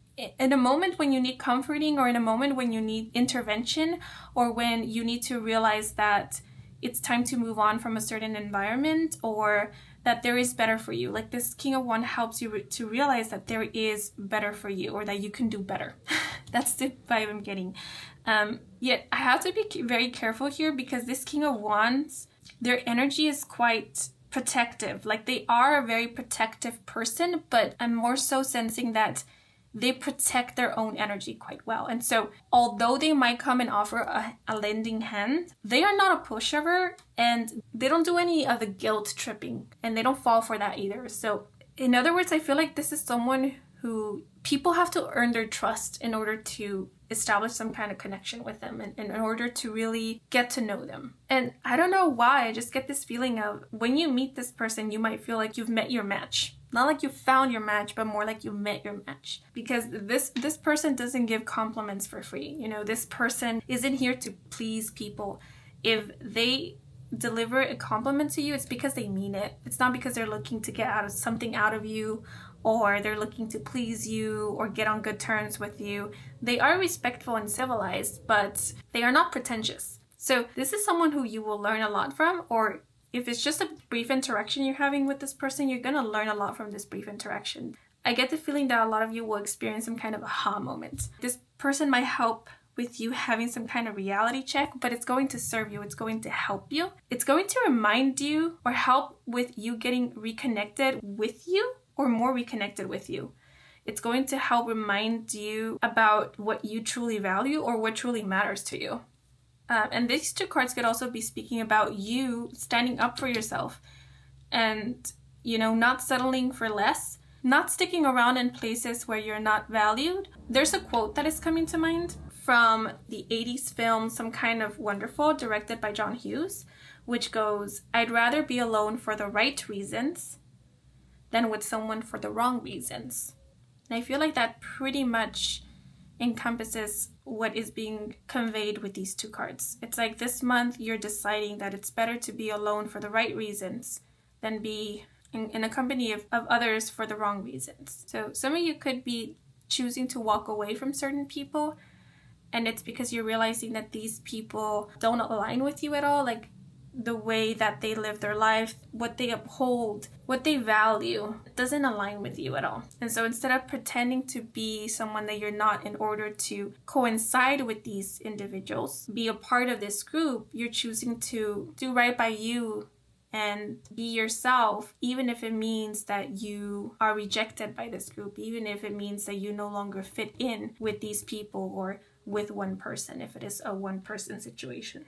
So this month you're focusing more on your own stuff and on allowing for things to unfold naturally with people. If it's meant to be with someone, then a relationship will develop. But if it's not, then things will fall apart fairly quickly. And it's okay if that happens, because if it falls apart, it's most likely because it was meant to, because it wasn't going to work out. And there's also this feeling of realizing that not every relationship is meant to be long-term. Some relationships are just meant to be interactions, some things that are meant to be just in passing. And that doesn't mean that they're less valuable than a relationship that lasted a little longer. But I see you reclaiming your power this month. Looking forward to meeting people who you truly resonate with. And if there's some kind of event that you're not really wanting to attend, like something you're really not looking forward to, it will be canceled. You won't have to attend it. You could be the one saying no as well. Maybe that's what you're gaining the courage to do this month, okay? But now let us move on to the last segment of this reading, in which I will be providing you with more personalized messages. And how this works is I will give you 3 options here. So we have 3 different rocks. And if you'd like, you can either think of one question that you would like an answer to, or a situation that you would like advice and guidance on. And once you have this question in mind, you can cast your gaze upon these 3 stones, and whichever you are drawn to the most, then that will be the rock that will have the answer or message meant for you. Now, if you have more than one question, then what you can do is think of 3 questions or 3 situations and assign each question and or situation to each rock that you see here. And if you don't have any question in mind and you would still like to participate in this segment of the reading, then you can just be open to whatever message you need to hear at this moment. If you'd like to still pick a rock to get even a more personalized message, then you can do so. But I will give you a moment to think of your questions or situation. Oh, and I of course will give you a closer look of the rocks. So for option 1 or rock 1, we have Edgy. I did name them to make it a little bit easier to select. For option 2, we have Buddy. And for option 3, we have Pepper.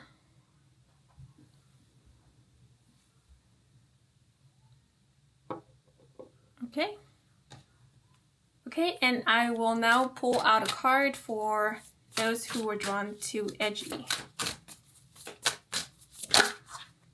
Ooh, okay, so 3 cards fell out together, and we have Letter in a Bottle.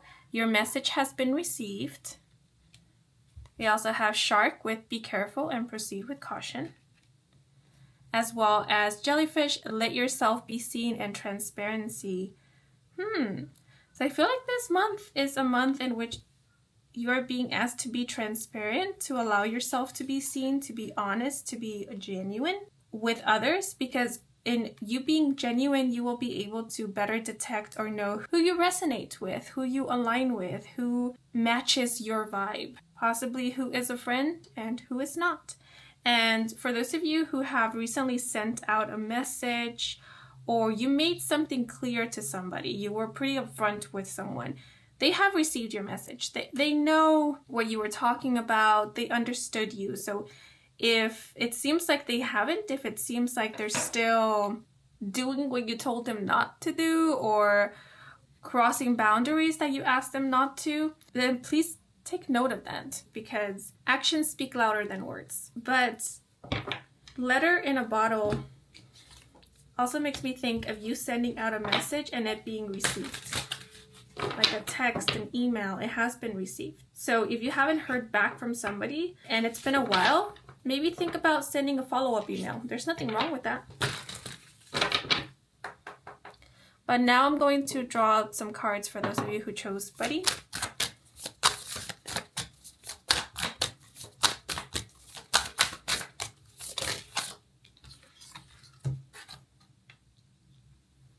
So we have Sea Sponge with energetic absorption and empath. And Sea Sponge, of course, made me think of SpongeBob SquarePants. So some of you could be SpongeBob SquarePants fans, or SpongeBob SquarePants could be of significance. But we also have Pier with You Decide and the choice is yours. So I did speak about some of you needing to make a very important decision this month. And, you know, if you were drawn to Buddy over here, then that could be especially true for you. And I did speak about some of you being an empath. So yeah, if you were drawn to Buddy, then this month you could definitely be quite sensitive to the energy around you. And there could be points in which you might find yourself absorbing the energy of others, or being quite attuned to how others are feeling, other people's mood swings and so forth. So if you find yourself being overstimulated or feeling overly sensitive, then it could be because you are quite aware of what is going on around you. So during these times, it might be quite helpful to you to take some time to ground, maybe find a place in which you can be alone with yourself, to then be able to focus on you, your energy, and be better able to discern what is of you and what isn't. And with Pier, this is making me think of you being very conscious and aware of your decisions. Your emotions don't have to drive you to do anything. Your emotions are there just for you to feel them. They're just there as some kind of a sensory input to give you a different interpretation of your environment. But it's up to you what you make of it, okay? And then we are moving on to those who chose Pepper. The sponge here also made me think of that one scene in the Disney Pixar movie Elemental with Wade, I think that's his name, because he has a fear of sponges. So I don't know, Elementals could also be an important movie. But for those of you who chose Pepper. And Wade, I think that's his name. He's very expressive. He's not afraid to be vulnerable. He's not afraid to cry. Yeah, so this month, there might be zero fear of showing your emotions. But for those of you who chose Pepper, maybe some of you are looking for a very emotionally available partner.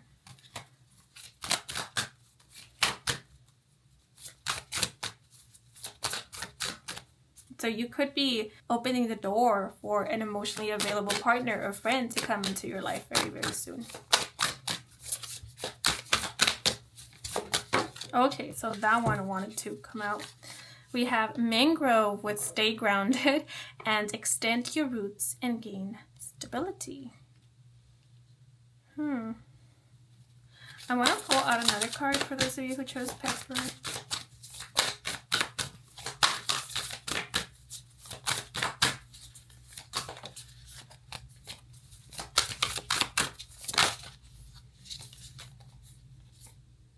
Okay, so we have Starfish with Trust Your Instincts and Follow Your Intuition, as well as Sailboat with Sail On, You're Heading in the Right Direction.